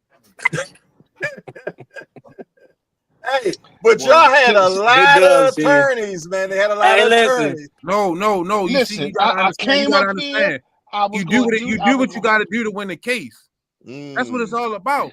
Yeah, they had the dream team. They had a dream team. You no doubt. You know what I mean? And what happened was he got steamrolled. You know what I mean? He wasn't prepared. Not me. That's the second guy you had in here that wasn't prepared, Your Honor. Nah, that's not true. What you did? Nah, that's not true. You thought you just was walking in some old rinky-dink courtroom. You tied my hands behind my back. I couldn't talk about the one. He had nothing to do with the case. That's because the one had nothing to do with this case. Why would I let you talk about something that's irrelevant to the case? Hey, he got everything to do with everything. This is a face of boxing. Yeah, you know the one never turned down Spawn with Jalil. You know the one never turned down Spawn with Jalil like Devin. Fair enough. Listen, I came in here and I was ready to run with this because I had it all mapped out. And seeing you come up and bring the big guns with him, and just brings the brother out back here. I'm glad for the win because I was in B3's position a couple weeks ago.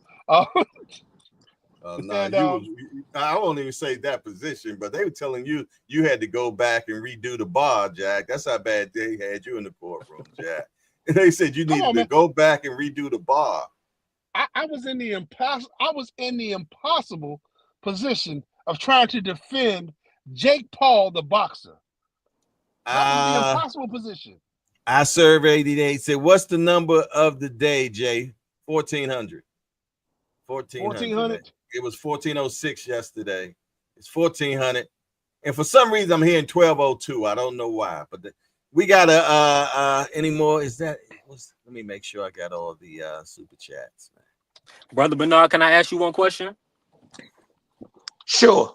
What's what you think is like a good timetable for Jalil to get back in the ring? Late February, early March. That sounds like you already got something cooking already. We gonna let y'all hear everything soon. Hey, okay. I hope to be telling you we don't get to fight till April or May because Devin finally got some nuts about him and say he'll fight Jalil and they gonna promote it.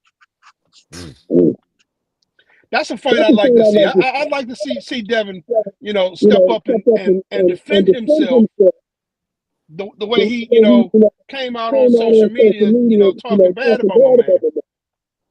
Marvin Hagler.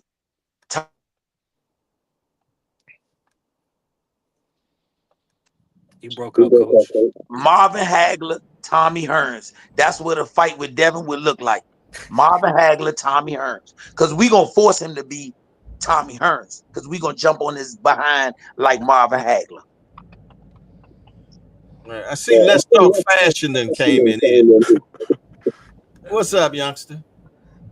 Yo, B3. That's good, bro. I'm from New York. I don't be liking people jumping, but I was going to help you, but Brother Bernard looked like he wear dirty Timbs. I ain't fucking with him. He look like he come to stomp shit out. So I'm like, you know what? You got them war Timbs on. You got them war Timbs on, Jack. We keep them in the closet. You know, from New York, if we ain't gonna fight, you throw one in the air real quick. Everybody, you terrible, man. You terrible. But the one thing I can say about New York dudes that I can't say about Devin, when Jalil and Riches and Hitches had an issue, they invited us to New York. We went to New York and we settled it in the square. We settled it in the square. They said, come to New York. Hitchens too big of a guy, meaning his stature, for us to come to DC. And I respectfully said, you are right. And we went to New York. After we finished that spawn, both men got that thing off their chest. Ain't been no issue. I'm asking Devin to be a man the same way. I'm asking him to be a man the same way. And when I travel, guess who I had with me? My wife, my son Rob, and my grandson. Like y'all was going to a picnic. Real men don't have to travel with 30 dudes. Yeah, real men don't have to travel with 30 dudes. We come dolo. And guess what? When dudes see you come like that, they got a new respect for you. Like I said, I respect Hitchens after we went through our Jalil and Hitchens had words a couple of years ago. And when the words couldn't settle it, they said, let's get in the ring. And we went to New York, right in the hood, parked my truck on the sidewalk, and we sparred. After the spawn, wasn't no more issues. I'm asking Devin Haney to be a man like Shakur, he fighting Schofield. Erickson Lubin, he fighting another young gun. They talk trash about Javante Davis and Roach, not me, but they did. But he's still fighting them. See, them dudes don't let you run their mouth about them and talk trash. They say get it in the ring. You want to fight the one, Devin? You can't even get through what you call the zero. Joe Jackson say he just wants to spar a champion just to say that. Just say that. Let me respond to that good brother. Let me respond to that good brother. Ask Javante Davis. Ask Boots Ennis. Ask J. Rock Williams. Ask Jared Hurd. See, I can give you a list of champions we've been in there with, and all of them say Shorty the good. I gotta play this. Can I do a little defense, Jay? You about to say? Can I do a little bit of defense, Haney protection? For what, Your Honor? For what? Court is over now. We just hanging out now. You know what I'm saying? I'm about to get back to Well, I know this was a couple. I'm sure that sparring, like you said, it was a couple years ago. That was before Africa became champ. And I'm sure that's before Keith Conley, maybe he would have advised, Africa. When, at this point being a champ, he probably wouldn't advise him to take that sparring. Now it does show a certain level of manhood to accept the challenge. But I think in Bill's position, he's protecting the champ. So he gonna get bullets regardless from this situation, from TO fans, from Tank fans. He gonna get them regardless. But what he cannot do, and what he did with the Ryan situation is he let Ryan put them in a trick bag, and Ryan did a whole bunch of stuff, cheated, purposely misweighted, a whole bunch of stuff. So he dropped the ball in that situation. It would be you can fool us once, don't fool us twice. You cannot let Jalil beat up on Devin at this juncture. It would be a bad move. And you make all the sense in the world, B3. I wish you would tell Bill that. I'm gonna tell you something. I'm gonna defend Bill. Bill was not with Devin Haney when Devin put that original comment out. Bill was at home, probably asleep. He wasn't thinking about Jalil. But Devin was out with the 3 dudes he was at the carnival with when they beat up the one guy when Devin punched and didn't. He was with them and they said, Devin, he really is what you said. Go ahead and tell him on social media. If Bill was with him, Bill would have slapped the phone out of his hand and stepped on it with the heel of his pimp boot, and he would have told Devin, "Don't you do nothing like that." He would have slapped it out of his hand, stepped on it with the heel of his pimp boot, and then he might have backhand Devin with the pinky ring and said, "Get back on the stroke." How about with some no baby powder? He ain't even look. Devin been backhand so many times, he already ducking, so he would have had to use the golf stroke. Y'all crazy. I got a question though. Yeah. Realistic, right? It wouldn't be in Devin's best benefit to even discuss that type of shit right now, because boxing itself is a what have you done for me lately type of sport, right? And where he is right now, or he was financially, the conversation has dipped, right? The interest has dipped. For him to say, all right, you know what, I'm gonna take some tough sparring or fighting with Jalil, right? It'd be more benefit to Jalil because we seen sparring wars make stars like Errol.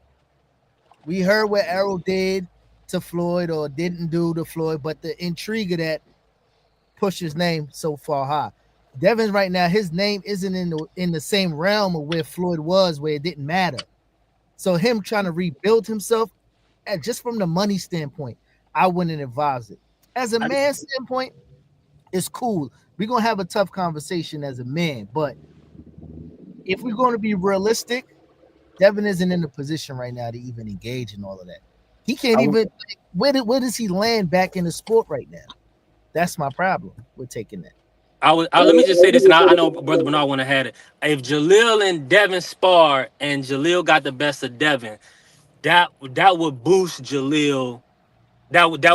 So even though Devin's stock is low right now, that would still boost Jalil because Devin is known in boxing. I would say you right, and I would give you credit for that. And I'm gonna say my fashion brother, he's right as well. But the fact that you're saying this should make you understand that Jalil and Devin are at the same point. And in fact, Devin is inferior to Jalil. And I'm gonna say with your own words, what you two brothers just said it. If Jalil, I'm gonna put the same question I put to BVO to y'all. If Jalil and Devin are in a ring and they sparring, because that's the most logical thing Devin might do. If they sparring, who do you think inflicts more pain on the other? You think Devin inflicts more pain on Jalil, or Jalil inflicts more pain on Devin? I'm gonna go with Jalil inflicting the pain. So if you go with Jalil inflicting the pain, personally,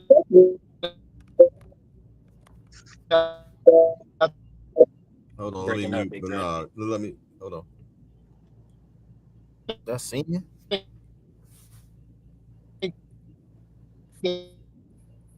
Oh no, we're getting a little boogie woogie right now. Who was that right there? B3, say something. Can you hear me? Yeah, we hear you good. I'm trying to see where it was coming from, but I can hear you.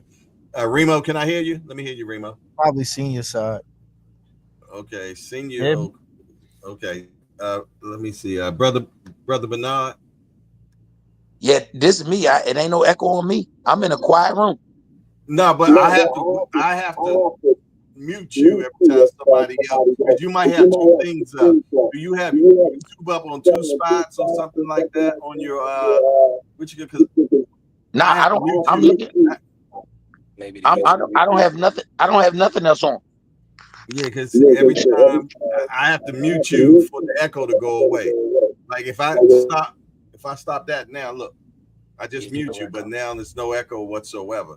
So but as soon as I unmute, we hear the echo. So I don't know why it's coming like that. Boxing Hacker, if you coming on, we have to see you, bro. We don't talk to no cops around here. But to the point you were saying, I agree with the whole man. Devin can't take no more damage right now. We know that. Like we know he can't take no more damage right now, and mentally, that won't put him in the position to move forward and be successful. He is coming into the situation as still a champion in recess. So him going back down the ladder doesn't make sense to me. As and you 100% right. Mm-hmm. You 100% right. But you answered the question that I was posing. It wasn't if we thought one was better than the other one. It was the issue of if logical people give logical answers, they understand and know in any circumstance, Jalil punishes Devin. That's all I'm saying. If they in 16 ounces, Devin gets hurt. If they in 8 ounces, Devin gets hurt. If you look at the styles of the fighters, Devin gets hurt. There's nobody in logical excess think that there's anything that Devin can do to hurt Jalil. But they do know everything Jalil can do to Devin to hurt him. I'll tell you what, I want to pay some bills around here real quick. So let's do that 1 second, y'all. We're gonna pay some bills. Where is the Christmas? Here we go. The JBT is back at it again, y'all.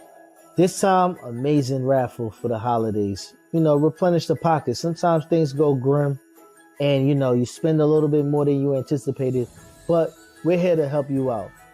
$5 to get you in, $20 to get you in 5 times for winner takes half. Hold on. I didn't know that was the details, y'all. Hold on. Cut. Hey, Remo. Hey, yo, Karen, why y'all ain't let me know that the prize was winner takes half? Now, this is dope. It's been running for some time now, silly. Is JBT a content creators ought to get into this? Absolutely not. Are you crazy? No. Nope. Wow, that's crazy. No content creator, just JBT supporters. Sorry. Whatever. Bye. Like I was saying, $5 to get you in 1 time, $20 to get you in 5 times. Winner takes half. You can't win if you don't play, man. Jump in the raffle. JBT Network 1 is the way you get in. Leave your name and the means of contact. And enjoy the holidays on us, JBT. Ho, ho, ho, Merry Christmas. There it is, y'all. And we done changed it. We got we got hit from the HR. And they say we can't do 50%, man. They said we got to get a whole bag away. So now we're giving 100%. So whatever comes in, and I just got an email saying that it's $245 in the bag right now. Whoever wins, we're doing the drawing next Saturday, right after the Usyk and Fury fight. We're going to do the drawing. One person's going to win the whole bag, man. So let's fill that bag up. $5 gets you 1 entry. We got a block special still going around. You know that block special when you look around, like, can I get 5 for 20? Hell yeah, you can get 5 for 20, man. And that's going to increase your odds to win the whole entire bag. All you got to do is cash app JBT Network 1. Send that money in. Our treasurer, Cass, he will tally up everything, and we will do the spin the wheel. And we got until next Saturday, man. I know y'all a bunch of procrastinators, man. So let's not be procrastinators, because procrastination is like masturbation. You're only screwing yourself, man. No screwing yourself. Let's get $5 out there, man. Let's make it happen, man. Let's fill that bag up on the 21st so we can watch somebody be happy and be like, yo, I got that bag, man. It's just that simple, man. And that's all I got to say about that. Back to the story at hand. Hold on, I got one better for y'all, man. For those that want to donate and make somebody else's Christmas special and don't want to be in the raffle, you can also send anything you want to JBT Network 1, because the raffle is about making somebody's Christmas an amazing moment. Because we all go through moments in life where, you know, we between blessings, and sometimes we really just got it to give. So use it as a donation as well. If you don't want to care about getting in the raffle, it don't got to be $5. It don't got to be 20. It could be anything in between, y'all. Come on. $1 million. Yeah. Come on now. You have not because you asked not, bruh. So I'm putting it out there. There you go. There you go. Brother Bernard, what you got, man? You there, Brother Bernard? Have not because you asked not. Savage B3 is my cash app. It just I was muted. My bad, fellas. I was muted. I think y'all great with this. I'm gonna say something that I think a lot of boxers don't say. We should be appreciative of all the social medias and all of the podcasters that, you know, give all the boxers a voice. If this was 25 years ago, the only place you had to go was ABC, NBC, and CBS, and they weren't accepting us into the lobby. So for all the guys like you all who are helping push fights, get big fights together, I definitely appreciate y'all. Whether you're a fan of Jalil, whether you're a fan of Devin, whether you're a fan of me, whether you're a fan of Bill, we're a fan of the sport. And all we're trying to do is get a sport the best we can give it. This is a sport based on animosity. And there's no bigger fights to have than fights based on animosity, because after they're over, everybody got it off their chest. We can go in our own directions. We can shake hands and move forward. But like I said, I love you guys because you guys make these fights happen. I hadn't had this many people reaching out to us when we was winning. So and on the same hand, I want to thank Devin. I'm glad you opened your mouth and told your feelings. Now it got this going. Now I want to be able to thank you again and say you got in the ring with Jalil. Once again, any way you want to do it, we'll accept it. But let's remember, fighters must fight. Gunfighters must sling guns. Football players must play football. Whatever your craft is, you must do your craft. So you're not going to tell me I do my craft on special occasions. Do your craft every time that you put your foot in your mouth or somebody call you out. And let me ask you this, Brother Bernard. Do you think is Bill protecting Devin, or do you think Devin doesn't want no smoke with Jalil? I think it's more of Bill doing what he thinks is best as a businessman. I think Devin stepped out there as a fighter. Let me be perfectly honest. I don't think no fighter is scared to fight. That's what they do. They fight, especially at the top level of the business. But what I do see is sometimes they let the business become the dictator of the fight. When you say you're that good, when you take it, I would feel totally different, and I wouldn't be on here if Jalil had jumped out there on Devin right after his loss. But when Devin took it upon himself to jump out there on Jalil, and Jalil's response was, let's handle this with our fists, then don't go run and hide. You don't throw rocks and then hide behind a glass, hide behind a brick wall. You don't do that. So if that's what you did, just simply come out and say you apologize. You know how to do it. Your daddy's done it before. So, but if you're a fighter, then just jump out there and say, come out here and spar.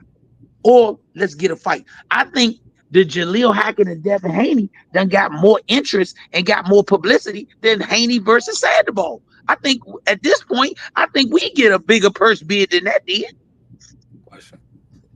Yo, but no, I thought you was gonna say don't throw your rocks and hide behind a glass jaw. Nah, I ain't gonna put that on my man. Hey, hey, look, his jaw ain't glass. Their hands just made of steel. I'm like, oh man. I got a question though. I got a question because I like boxing. I'm not a fanatic. You know what I'm saying? I call bullshit when I see bullshit. I like talking the business side of this shit and when things make sense, right? That's why my stance was my stance.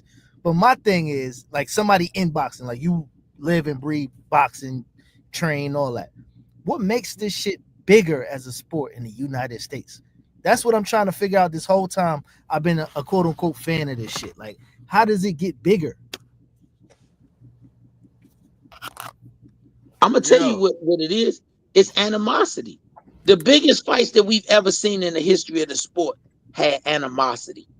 And right now, there is no animosity. Nobody wants to have great trilogies. Nobody wants to have rematches. Everybody wants to do the one-hitter quitter. That's what they want to do. Everybody looking to cash out. But what about the fights that you got to take in order to get your name to that point? Devin done made money. I can't knock Bill for that. Tank done made money. A lot of people done made money. So if you already made money, and like Bill said, they eight-figure people. If you already made money, then how about you make history? People ain't gonna remember your check, but they're gonna remember the outcome of a fight. I want to tell y'all something that just happened. All right, the record on when we did the total and Jalil Hackett won was 9-1. That's his record right now too. 9-1. That's crazy, y'all. You talking about death? Once again, yeah. Let me tell you, podcasters make fights. Let me explain what I mean by that. Years ago, you had to have television, or before that you had to have radio. Then you had to have television. But now, promoters watch the numbers on podcasts. The promoters watch the numbers on social media. The promoters have used social media and podcasters like universities use the different metric systems that they have, or the different websites that rank athletes. And when they see that a fight can rank at a certain level, then they put the fight on. They don't run around here. Promoters don't build fights anymore. They let the podcasters build fights, and then they put the fights together. Right now, if you Google Haney versus Sandoval, you ain't gonna find nothing hardly on that fight. And that's a mandatory fight. But if you Google Hackett versus Haney, the internet running crazy with it. That's the fight people want to see.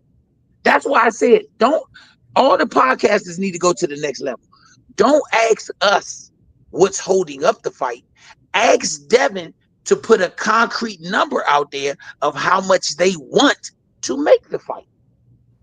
And if that concrete number isn't something that a promoter want to put up, if Bill think that they're worth that, tell Bill to promote the fight themselves, make Jalil an offer, and then we gonna take that, and then let's see if he can make that same money. If Bill think Devin is worth $8 million, then Bill should promote this fight against Jalil and see if he can make $10 million. If he made $10 million, he's showing everybody Devin is worth that, and the promoters will pay it. But if he promote the fight himself and he only made $2 million for Devin, and he gives Jalil whatever, 100,000, whatever it is, then that shows that he's not worth what he's commanding, and he needs to bring the number to reality. I'm a person that believes that if Bill promoted the fight, Bill put the fight in a venue he want to, and he tell Jalil, we're not gonna offer you a number, we're gonna give you 10%, we're gonna give you 20%, we're gonna take it. Devin should get the lion's share. But if he think he that good, and I hope he that good, that means Bill gonna make 10 million for Devin, and Jalil gonna make 2 million for himself. At some point in time, when people won't bet on you, you gotta bet on yourself. And that's all I'm saying. We willing to bet on ourselves. I want to touch on something you had said real quick about the way they promote it, right? From my analytics, just boxing is so old as far as like, you know, the promoters are old, 80s, 90s. The people that really talk about it, they got to get the younger fans engaged, right? So when you see PBC do that thing with Tank, Bryant, and then the Casanat kid, boxing fans were so against that. What the fuck does this person know about boxing? Da, da, da. But the outreach of these kids makes things bigger because they bring in random eyes. Random eyes bring money. The biggest fights that's supposed to be the ones right now, undisputed, be 300,000. That's the baseline for these fights without getting the casual younger fans involved. These kids, I do clothing. They spend money on the craziest foolishness in the world. But once you got them in pocket, they're willing to spend. So I agree, but the traditional boxing fans, that's an outlet. But getting the kids engaged, because the kids is the future. That's what Wu-Tang said, right? It's for the kids. So that's the way, I mean, another route. It's just about getting the sport as large as it could. The internet is really the way to go because nobody really has terrestrial TV no more. They hacking because it's so hard to find it. ESPN got a fight on. I don't even know how to find it, and I'm a computer dude. Mm. You know what I'm saying? So you having it on outlets like this, it got to be more feasible and easier to find for people as well. T Hill, can you turn your phone sideways, please? Thank you. Turn your sideways. I got you, baby boy. Yeah, no worries. Thank you. Right. I gotta ask Brother Bernard this real quick, unless you want to jump into here. No. Ask Brother Bernard. So as a boxer from Devin, as a boxing standpoint, against Jalil, how do you feel like he can maneuver himself in the wing to give Jalil any trouble, or you know what I'm saying, just to make it competitive, or what's your outlook on it, just from a skill standpoint that Devin brings? I'm gonna tell you this. Devin to me is a very accomplished boxer. He can box. I've never said Devin can't box. He is a very accomplished boxer. And it would be foolish of us to go in there and try and box, I would say, and Jalil can box. But that's like asking a giant to stoop down to an ant's level. If we know we can run through Devin with power, we're gonna run through his ass with power. It's up to him to figure out how his boxing can maneuver around. I would definitely say if Bill did a negotiation for that fight, Bill gonna require it to be a big ring, which I think would be smart. Bill is gonna require everything he can make happen. And we would actually honor everything he would want as long as it made sense. We would honor it and we would give him the fight. Devin's an accomplished boxer. You've never heard me say he wasn't. I've said what I said based on I know what my son can do. My son is a big, strong puncher. He's a big, strong puncher. I give credit to Jose Ramos. He didn't get knocked out because he's a 6'2". He probably came in there just as big as us, 170, 168, somewhere in there. And the bigger you are, the more you can take vicious power. Devin and Jalil, both as welterweights, Devin don't have the frame or capacity to take the type of punishment Jalil would dish out to Devin. It's not going to be pretty. It's not going to be a boxing match. It's going to be a destruction. That's why I said that. But as far as his boxing ability, it's great. He just don't have nothing to keep Jalil off of him. Right. And for real, I wanted to know if you thought that Devin could, like you said, get a big ring and possibly try to work in spots. But like you said, it's just gonna be too difficult. I mean, it's a tall task. If you seen Jalil's fights, not just this one, but seen him fight Spal or know his reputation, Jalil has a motor that goes only at one level, all out. Even when Jalil gets tired, his motor still goes forward. If Jalil presses Devin the same way he did this last guy or the early rounds against Pete Dobson, Devin is gonna fold. He's gonna start standing in the corner. He's gonna start exchanging when he don't want to exchange. Lomachenko hurt Devin. Linares hurt Devin. Jalil was stopping with them same shots. And once again, it's not downing Devin. I'm not here downing Devin. I'm the first to say that I think Devin is a first ballot Hall of Famer just on what he's done on his career. I'll say that. But he's still actively fighting. So if he's still actively fighting, Jalil will steamroll Devin because he's too big, too strong, and his motor runs too hard. And these are the things that Bill know. That's why Bill wants to deflect with 8-figure Bill, with Jalil on box records 140. But then we go before that, you said something different. Are we saying Jalil is ranked number 15 by the WBA and number 30 by the WBC? Or are we saying that he's number 150 by box record? That's all I'm asking. When you put the two together, Jalil will steamroll him. And listen here, y'all made a good point. He keeps saying that the promoter. I think Al Heyman just let Barrios fight on an MVP card. Didn't we see that? So how about Bill and Devin and them reaching out to MVP? I think him and Mike Tyson just made over $70 million. They made over $70 million. Maybe that might be something interesting to MVP promotions to put it on a Jake Paul card. Maybe that might be interesting option. I'm trying to find ways to make it happen. He trying to find ways to not make it happen. I'm sure if y'all start hitting Jake Paul and say, Jake Paul, wouldn't you like to put Ryan and Jalil on your next card? You think Jake Paul here, he just straight for the bread. You think he gonna say no?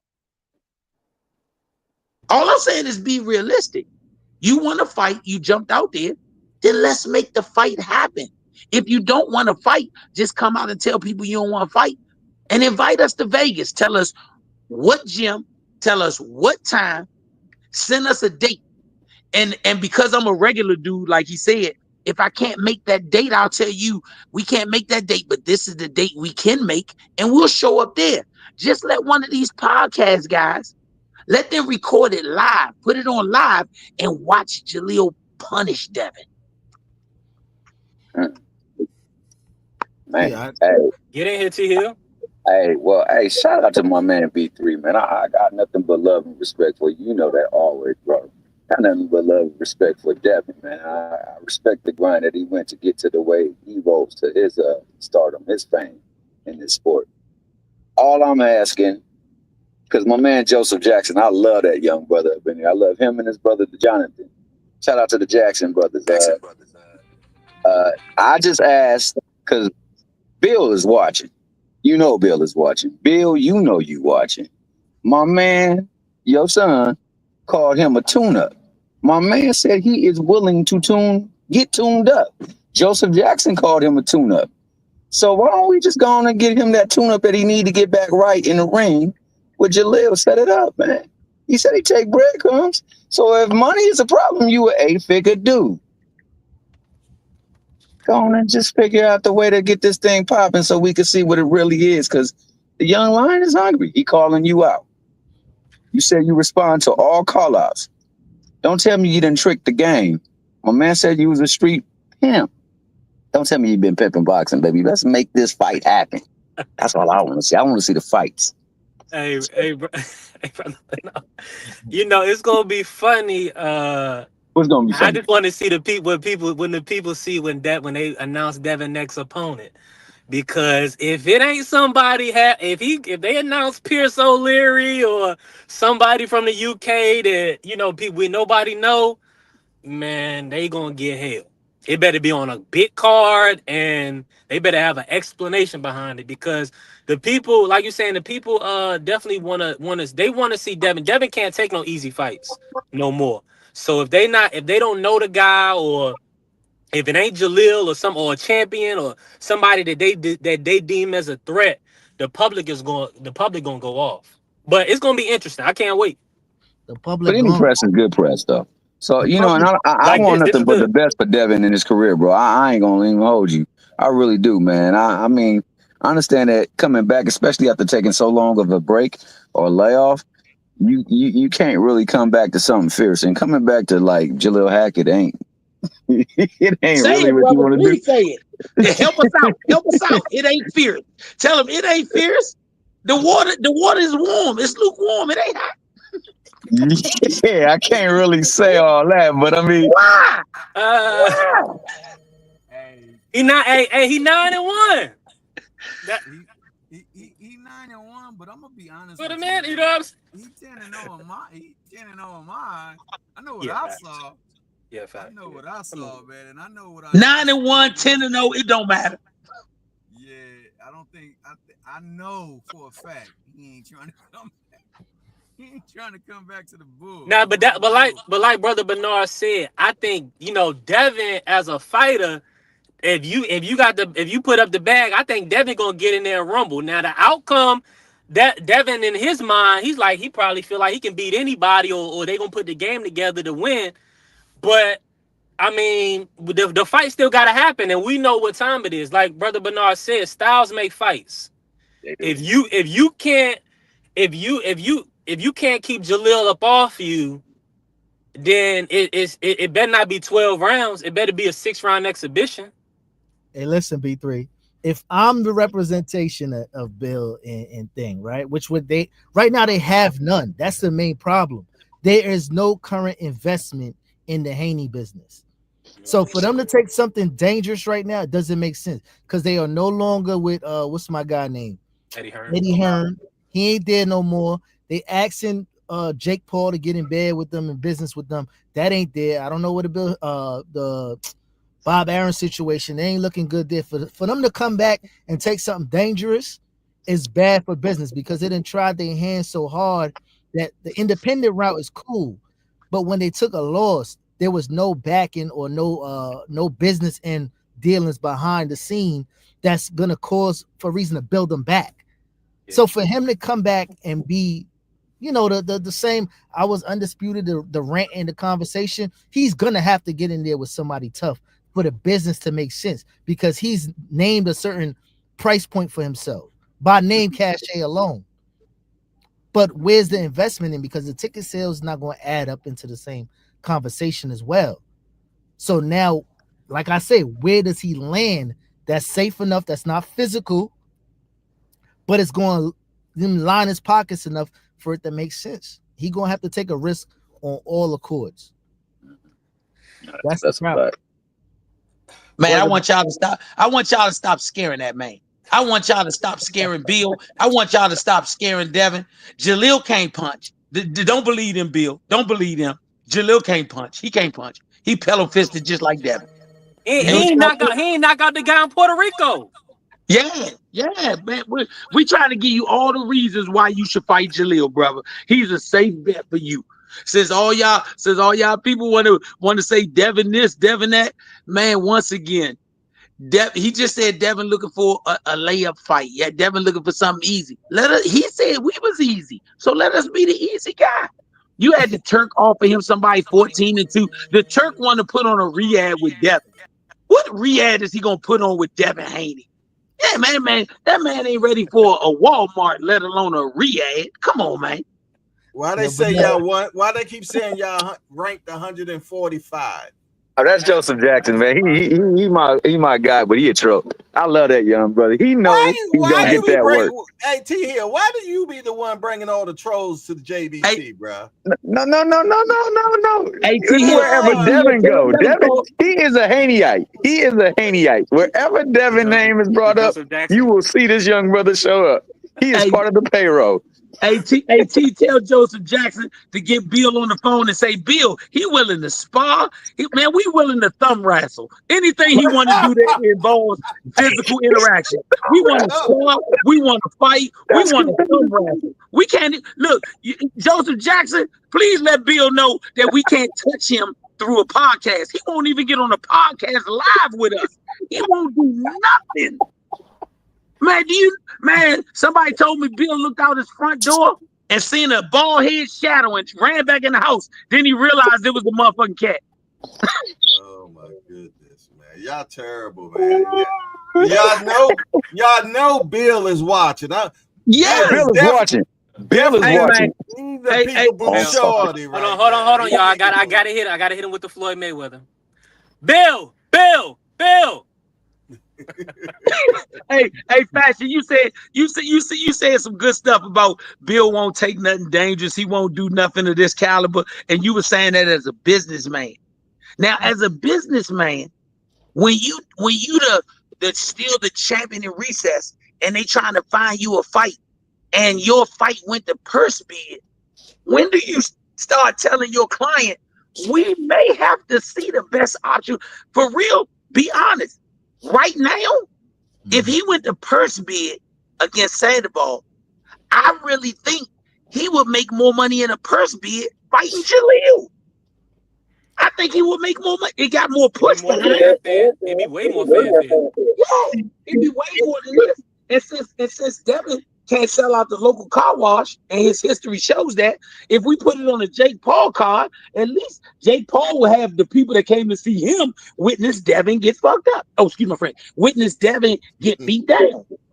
I'm just being honest. You just said Bill wouldn't let Devin get beat up if it wasn't for the bag, but if it's for the bag, he'll let him get beat up. Ain't that what pimps do to they hoes? I ain't gonna let you do my girl in for no $60. But if you give her $100, you can do what you want to her. And what do? He grab her by the arm and say, "Go ahead, girl. Go ahead." That's what Bill doing to Devin, grabbing him by the arm. Man, go on out there. Go on out there. If I'm Devin's dad, the safest land that might make a little bit of sense. Hold on, let me take the echo out. Go ahead.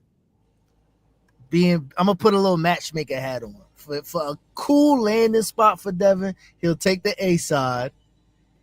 He could get a little bit of attention, and he's gonna take the majority of the bag. I would return the kid with somebody like a Montana Love. Ooh. Kind of decent landing spot. The dude could talk a little bit. He'll come to the press conference with his dog, but it's a safe landing spot. That's the only thing I would say. Like if I had to look for one for him, that might make some sense. Wow, that's heavy. Hold on, Bill. Let me unmic you. There you go. All right, so we're gonna go down your list. So you just said Jalil's better than Montana Love. Yeah, he got more grit than him too. Okay. That. Now go to your second guy, because I want you to. I'm a fan of Devin right now. I'm being the advocate of a fan. Joseph Jackson, I want him to put in there too. Tell me your top 10 guys that Devin can. We're gonna make it 5. Your top 5 guys that Devin can fight that present no real harm to him, because those are the top 5 guys that you're saying Jalil is better than. You just said Montana Love. Give us 4 more. Barbosa's another one. I like Blair. Okay. I like Blair the Flair. Okay. Come on, Barrios. Don't do Barrios like that. Don't disrespect Barrios. Well, Barrios been getting swole up a little bit. He ain't been looking too clean his last few fights. But okay, yeah, but he still put the hands on him. He still puts the hands on people. Yeah, he mixed it up a little. I think Blair mixed it up a little bit. You could put AB in there. Okay, so listen to what you just did. You gave me 5 guys that you said pose less threat to him than Jalil that he could fight. Now tell me when the last time you looked on social media and seen anybody post something saying Haney versus any one of those 5 guys. And then tell me the last time you saw somebody post up Hackett versus Haney. We talking about money. Yeah, but all right. See, it's popping right now. Jalil name is hot right now, which is good. That's what I'm saying. But I'm just trying to find a soft landing spot to move forward. Because the purpose is to continue the bags keep going. Boxing fans are terrible. You lose, they ready to kick you back in. So you need a landing spot that makes sense for not my client, but who I'd represent. Right. So with all the heat that's going on right now, do you think the fans would accept the soft landing spot when there's so much fire on Hackett versus Haney? Because you got to sell the fight. You got to sell the fight. All right. So all right. So if there's one that I would say is the AB one, because of the history of that whole Bill and Tank and he got the name cachet. That's one that would make sense. Other than the rest of them, no. So we've come to the agreement that the only person that Devin Haney can fight in a comeback fight that's not a world champion and is a softer option but a better name than Jalil is Adrian Bronner. That's what you just said. The only thing that you even had to laugh, but I do respect it. AB, my guy. But that does make sense because Adrian brings a bigger name. But if you don't have Adrian Bronner, you cannot go get anybody else that makes more sense, especially right now when this fire is going, than Jalil Hackett. Now, let's say, I'm going to be devil's advocate again. Let's say that we go by the next month and a half, 2 months, and he still ain't announced nobody, but Jalil gets another fight. Eddie and then put Jalil in another fight, and he wins the fight. Then the heat gets even deeper for that. So now you just take Adrian Bronner off, because guess what? When we fight again, if we still going at it like this, which I hope we are, and I'm almost certain we are, I got on a Devin Haney t-shirt that say us or nothing. I probably would be able to go as far as telling fans, if he ain't fighting us, don't buy no tickets. If he ain't fighting us, don't buy no tickets. And if they already not talking about the fight, then doesn't that hurt the branding? Because we just seen Devin Haney try and sue Ryan Garcia, said you hurt assault and battery, and you hurt my ability to make money. If the guy that the fans want to see Devin fight the most, other than a major world champion, is Jalil Hackett, and Jalil Hackett is saying, we will fight anybody, but if Devin ain't fighting us, stop buying Devin Haney fight tickets. Don't that make your value go down if Jalil's still fighting and winning? I would say this. Yes, if Devin is not moving and still moving and stepping in boxing. If you got somebody calling you out, and you got to be winning, you got to be beating champions. You got to be taking on tough fights. But so that would be the only caveat. But if he's not, then yeah, he's gonna be looked at as he's avoiding Jalil. But listen to what we said. We said, and we know that Devin wants a soft fight to come back with. We know that that's a fact. If Jalil, let's say Jalil get the rematch and wins his Continental title back, and Devin still has not fought anybody, but talk about the promoters are keeping him from fighting, and Jalil is still screaming, I'll fight you. Who's buying a Devin Haney fight ticket? Let me ask you a question, Bernard. And on the B side. Hold on 1 second.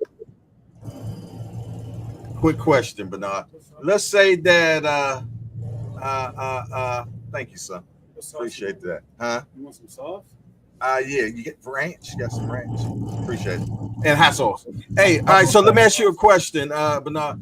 Let's say that, because I know Brother Haney been saying that they got something cooking right now, okay? Let's say they get a fight coming up right now. It's cooking. It's already in there to be making happen, all right? Because he said he got something coming down. They make that fight, but yet they'll say, you know what? We'll bring Jalil Hackett in for sparring. Would you be mad or what's up? Hold on. Let me unmute you. Go ahead. I wouldn't be mad at all. Okay. Devin would be mad because Jalil will mess around and make it where Devin had to cancel that fight. Damn. I'm just keeping it 100 with you. I thought you said you didn't want to scare him, man. I mean, I gotta be real with you. We gotta be honest. If Devin said come out for spawn because I'm getting ready for a fight, I definitely would. But I would want him to understand Jalil is the same vicious person in sparring as he is in a fight. Mm-hmm. He don't have two versions of Jalil. It's one version. I mean, that's just real. That's just real. You ain't never heard Jalil talk about a sparring, have you? You never heard Jalil bring it up. When you hear people talk about sparring, it's the person that Jalil sparred that bring it up. They the ones that bring it up. Yeah, that is true. Because everybody I know that has sparred him has said something about it. I keep hanging far from him, man. For the fact that The dude, when I seen Jalil actually have to discuss a sparring, just a smile on his face. He don't say much, but the smile. You stay away from motherfuckers like that. That's the dudes you stay because they enjoy fighting. Haney don't need that. We don't need that, right? B3. Hey, We need you to are. get him back in Listen, condition. Jalil. Get him back in a spot where it makes sense. It got to make sense.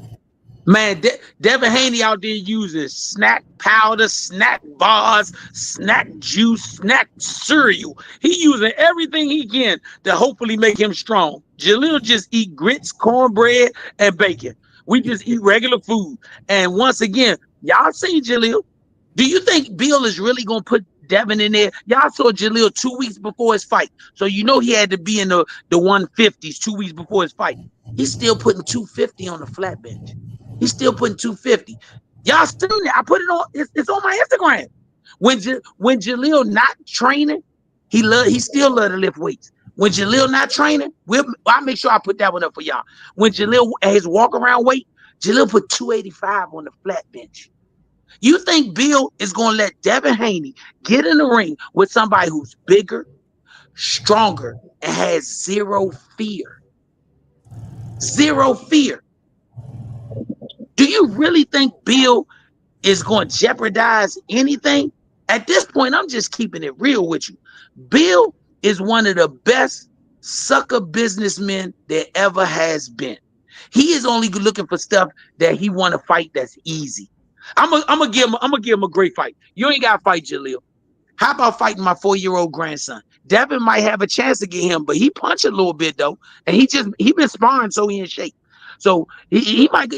I bet you he'll take that fight against my 4-year-old grandson.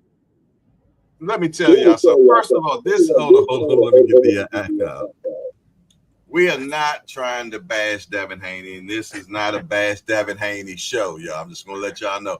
We do want to see the fights, man, without a doubt. You know what I mean? And we love the back and forth and all that you did. But first of all, I do want to say that I respect what Bill Haney has done and the latitude that he took his son to, man. You know what I mean? And we got to commend him for that, man, because he's done a lot to get his son to where he's at, man. You know what I'm saying? We all seen the last fight, you know, so, you know, we just want to see what's next. You know, we are, I'm going to tell you, I'm Team Jalil, and I'm going to let that be known, you know, without a doubt. But if Jalil out here effing up, I'm going to talk about him too. And he's supposed to be talked about. If he is, he's supposed to be talked about. I'm a real man, and that's how I handle stuff, man. So I slice it straight down the middle. I would love to see them get it on. You know what I mean? They say tune-ups, so use Jalil as a tune-up.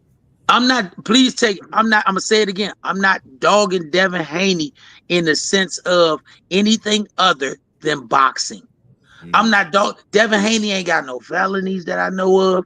Devin Haney ain't robbed no old ladies. I'm not dogging him. Bill has guided his son in an amazing way. I give kudos to that. How many times I told you I thought Bill should have been manager of the year when Devin beat Cambosis.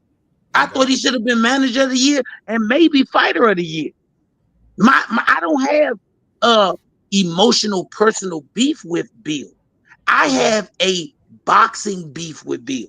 If Bill fell down in the middle of the street and a bus was about to run him over and I could save Bill, why wouldn't I save him? I don't hate the man personally. I hate what he doing when he doing sucker stuff. If you jump out there, and when I say Bill, that's your son. If my son jump out there and somebody put the press on us and we the ones that started it, we got to finish it. All I'm asking Bill to do is finish it. Bill threw all the stones and we got hit with every last one of them, but we didn't break. And when we didn't break, we threw stones back. We simply said, how about fighting Jalil? How about sparring Jalil? Whatever you want to do. And the only thing tough that Bill could come back with was he's an 8-figure guy. And all the stuff I'm posting, people send it to me. I thank all the fans for sending it. I went on Google when the dude sent me the picture of Devin lost. That's on Google. If you Google Devin Haney's first loss, that comes up. So Bill, if Bill had the money to pay to get a loss removed, happy for him. I don't have no issue with it. Doing your thing. If Bill guided his son to a championship, happy for you. No issue with it. You doing your thing. You never heard us talk bad about Devin like this. But when Bill and Devin jumped out there, don't jump out there and then try and do some we are the world. I don't do that. Man, after Bill jumped out there, every picture I see with Devin, I initially hear, there comes a time when you heed a certain call. You know, we are the world. Bill want to do that every time you jump on Devin. But if Devin is supposed to be what you say he is, prove it. I ain't got no shame in my son losing. Sugar Ray Leonard lost in Montreal. Tommy Hearns lost to Ray Leonard. We got great fight. Marvin Hagler lost before he ever became a champ. The great ones have losses. The only one that don't have a loss is Floyd Mayweather. But the great ones come back from losses. I don't have a problem with the decision they made. We ain't talking about we gonna fight the decision, we gonna foul something. We ain't doing that. We just saying either A, give us the rematch, we move forward with another fight, or if Devin really feel this way, put us out the pasture. All you got to do is do a contract, and you have the ability to do it, Devin and Bill. Y'all own a promotion company. You own a promotion company. You keep saying you worth 8 figures. That means you can promote the fight yourself. If you don't want to promote the fight, Bill, you got everybody's number. Call Eddie. If Eddie don't want to promote the fight, you just seen PBC put Barrios on Jake Paul call. Call Jake Paul. I'm sure you got ways to get in touch with him. It's ways to get this done if you really want to do it. If you don't, just apologize and we'll move on. I promise you. All right. Now, one thing I want to say, we're gonna get to ground zero on this, okay? Let's look at this on ground zero, and keep it 100. When we talk about how did all this start, okay, we're gonna go back to the apex, and I think that what the first thing was someone saying something to Jalil about Haney suing Ryan Garcia. Will we all agree that was the first thing? I know I can't agree with that was the first thing. Okay, give me. But Brother Bernard know for sure. But I'll just say this: they was trying to pull Devin call way before, because as we know, Bill and Devin, they've been putting Tank name in their mouth. So at the end of the day, Jalil is there as somebody say, okay, you gonna put Tank name in your mouth, I'm gonna put your name in mine, and we gonna see if you really down to smoke. Since you want to smoke with Tank, let's see if you want to smoke with Jalil. That's just boxing. So what was the apex? What not the what was the ground zero? Ground zero when all this ground zero. I'm gonna tell you what ground zero was. When Devin and them was trying to fight Gary, or they was clout chasing against Gary Russell Jr. Gary and Jalil like family. They can go at each other all you want, but they like family. So Jalil, when Gary just said, man, this ain't gonna happen, and moved on, Jalil went on a podcast, and I think Zayed Brooks got the podcast on his Instagram. I think he just reposted it on Facebook. Jalil went on a podcast with Bill Haney and said, hey, if y'all can, Bill said Gary making DC look bad. And Jalil went on there and said, if you can't get that smoke with Gary, then you can bring me out there, or you can get that sparring with me.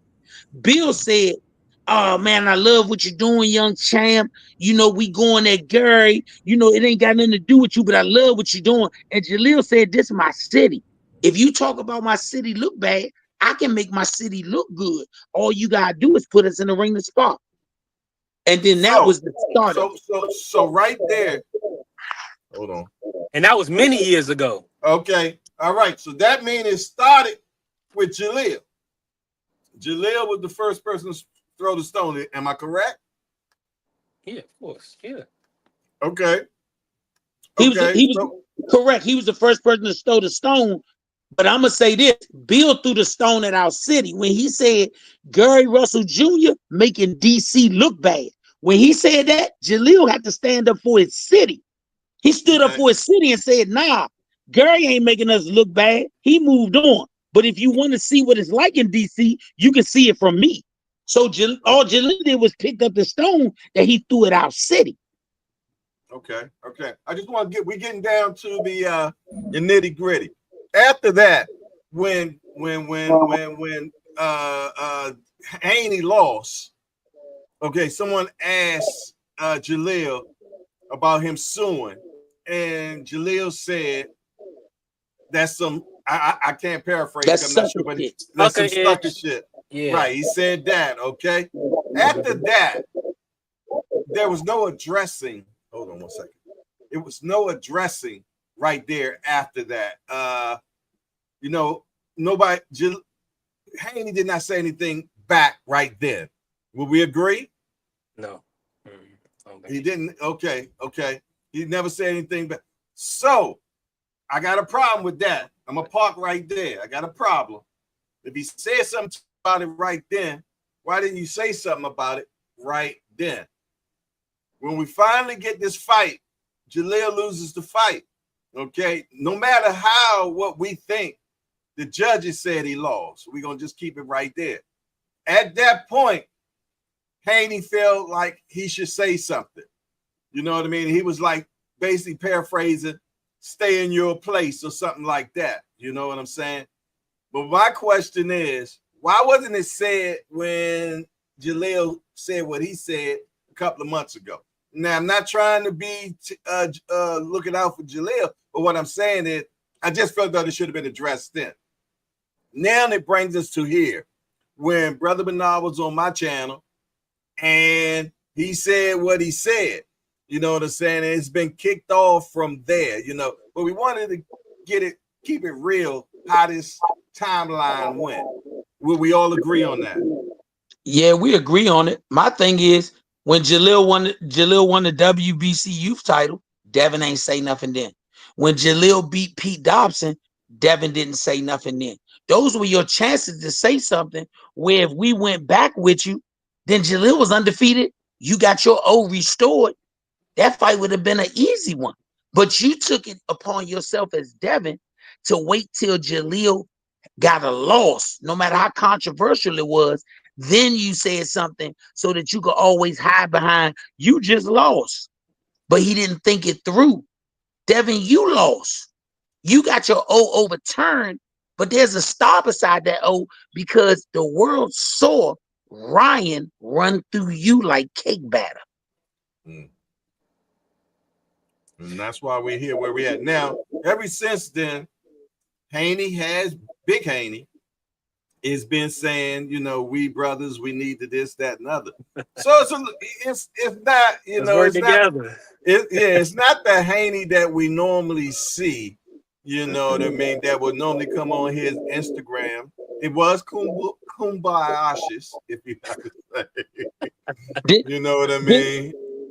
But didn't he used to say that Devin was the boogeyman and Devin chases fights? Remember when Bill was saying that? He the boogeyman, Devin chases fights. Remember him saying, nobody is calling out Devin. Do you remember that? Do you remember him saying, we answer the call when we get called out? You remember that? You remember him saying, we spar with everybody in the world. If you remember all these things, when did they switch up? When did they switch? I'm gonna name one. That's when I get crickets. That's when it sounds like we in Martin Luther King Library. Everybody be quiet when I say when he's switch up. I ain't been Martin Luther King in a long time. It's Ryan fault. It's Ryan fault. It's Ryan. It is Ryan fault. What Ryan do, man? Ryan beat cake batter out of Devin. He beat cake batter.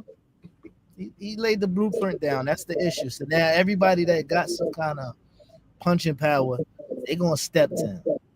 You know what I'm saying? Like I heard you say on the show before, he's a good boxer, he's a great boxer, but the fighting aspect, when it's gonna be time to fight, the willingness to want to exchange with somebody with heavy hands. You know what? I got something for you. Marketing plan. You remember when they made Kobe look like he jumped over the car back in the day? This is what you do. You wet a paper towel and have Jalil punch at that shit. And don't break the paper towel. Use the camera trick and then send it out. It'll work. You can't even break a paper towel. That's how you get it. Get it. That's how you get it right there. Hey, Fashion, I don't think that'll work because if I'm not mistaken, Bill hit the light joint when Jalil was on the aqua bag and we had the punch meter on the aqua bag, and that joint was in the 800s. I think he saw that, he liked it. So he know if Shorty punching that aqua bag, and if you hit the aqua bag, you putting that thing in the 800s, then imagine what it do upside Devin Lemon head. It was a glitch. It was a glitch. Yeah, it was definitely one. It was we to the point now where it's almost like Devin might file a charge for internet bullying. He might call and say internet bullying because he wants Jalil off his back so bad. He wanted not another lawsuit. No, please. Man, Devin he's already showed that they're not above doing things to keep somebody off their behind. So I wouldn't be surprised. I told Jalil last week. I mean, matter of fact, I told Jalil the day before yesterday. I said, Jalil, you be going to a lot of fights, and sometimes I don't go with you. If you see Devin, you immediately turn and walk the other way. Because I know if Devin come in Jalil's face and say anything, he could say hello. Jalil gonna slap it out his ass. And Bill know this. Bill know Jalil. I wouldn't advise that. We don't want that. And that's why I told Jalil walk the other way because I know what he'd do. We saw Devin at his toughest. At Devin's toughest, he had 3 dudes standing in front of him, and he reached over top of them to punch a dude at a carnival. That was him at his toughest. And then we saw him at his second toughest when he talked trash to Tank, who was out of town by himself. Tank ran at his bodyguards. Devin hid in the car, and then when he knew the bodyguards was in the way, he leaned out of the passenger's door and started talking trash. We've already established, and it's not us talking about him. We've established that Devin can box, but at his heart's core, if you fight him, he's a coward. We've already established that Devin ain't a coward by his own choosing. He's a coward by his father's choosing. Because Bill ain't nothing but a pimp. You ain't never seen a pimp fight nothing but a. All right. So what do y'all think about the Jaime McGill fight? Come on. It's live on ESPN, man. Jaime by stoppage. Jaime by stoppage. Then we got the Usyk fight coming up next weekend. You know what I mean? We're gonna have the drawing during that particular time. Hey, I just gotta say, can I say one thing, Jay?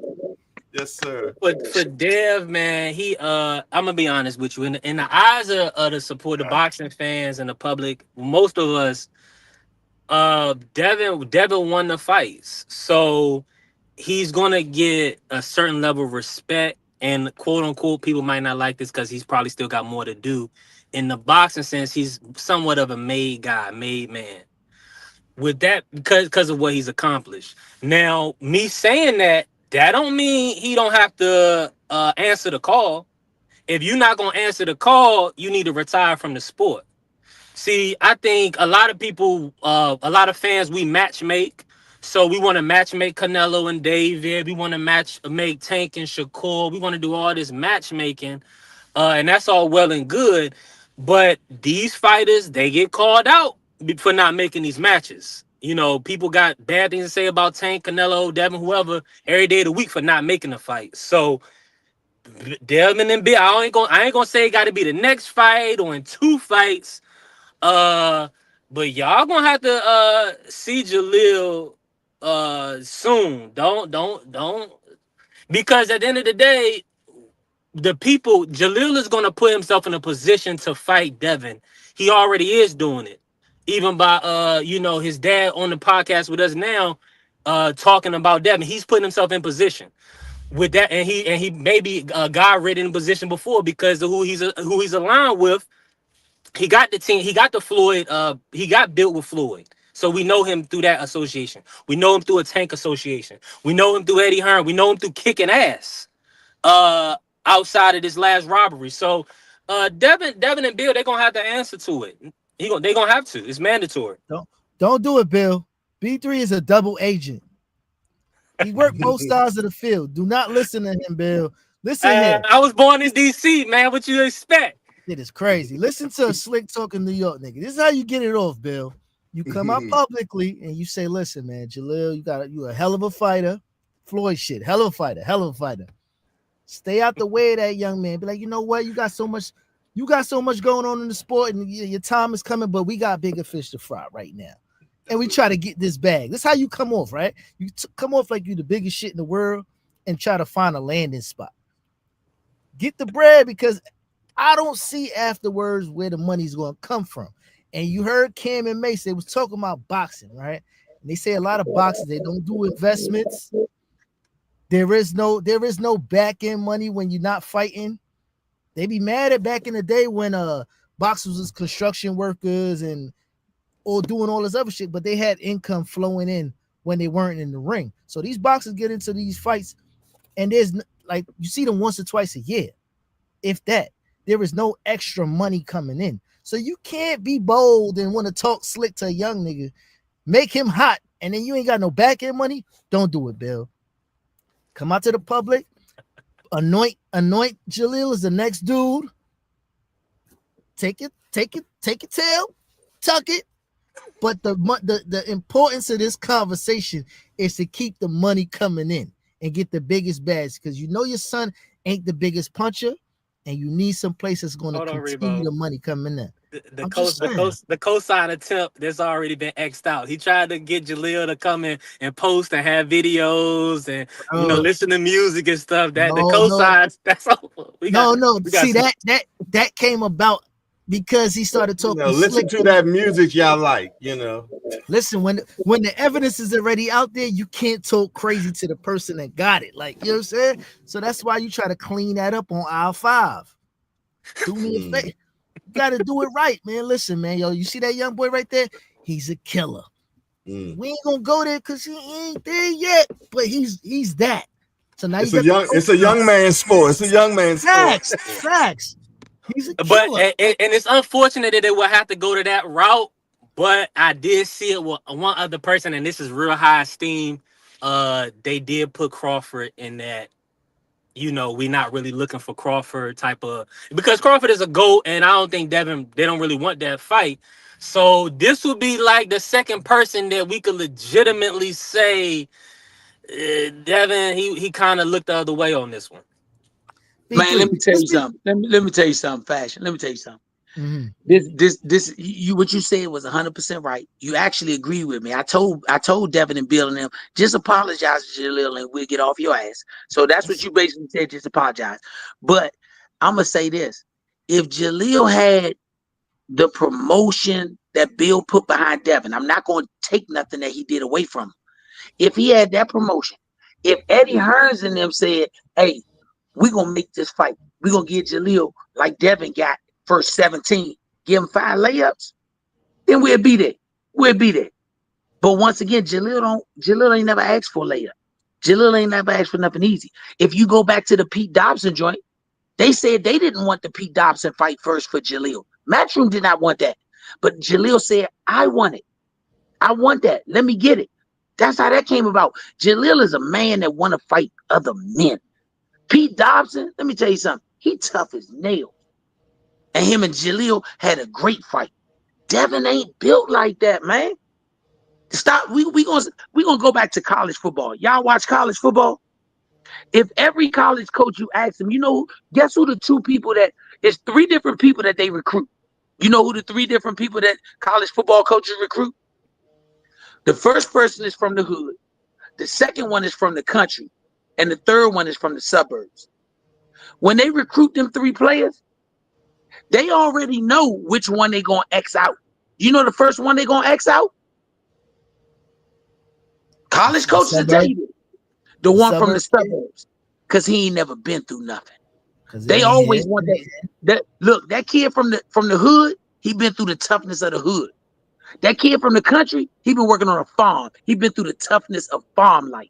They got more in common than people realize. The one person that don't have nothing in common with them is the suburb kid. He went to Cranville. That's the private school. He went there. He went to the camps where everybody knows the rules of the camps. But that kid from the hood and that kid from the country, they had to get the only ticket that was available to all of them. They had to fight through the mud to get that one ticket. Jalil had to fight through the mud to get that one ticket. I don't have no problem saying that I work a job. My wife works a job. We pay for our kids to do what they want to do. We take pride in that. And you want to know why so many people been reposting that stuff on social media? Because the average person is just like us. They work a job. They come from the mud. They get it the hard way. Devin, I applaud his father. He moved him right through Mexico. He used the Mayweather brand as much as he could in the beginning to get him known. And then he did his own thing. Like Bill said, he an 8-figure dude. So he had the ability to pay the money to get the fight that Devin lost. He had the money to pay and get it overturned. He had the ability to do that. But all I'm saying is, at some point, every man got to be a man. And right now, Devin would take this fight. Let me say that. Devin would fight Jalil. Bill don't want this fight because Bill know the truth. So how do you think Devin as a son is looking at his father, even if he don't say nothing? Damn, Dad, my whole career been a fraud.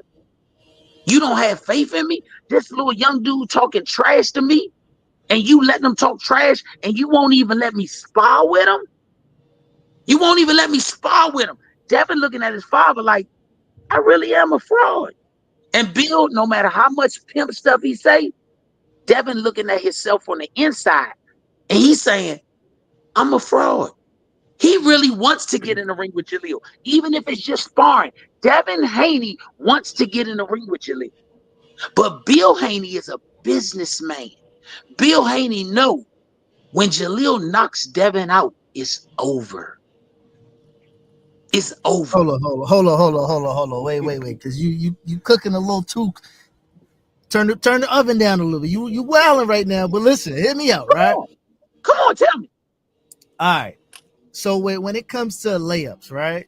Because I'm basketball first. Layups is 2 points. You take the 2 points.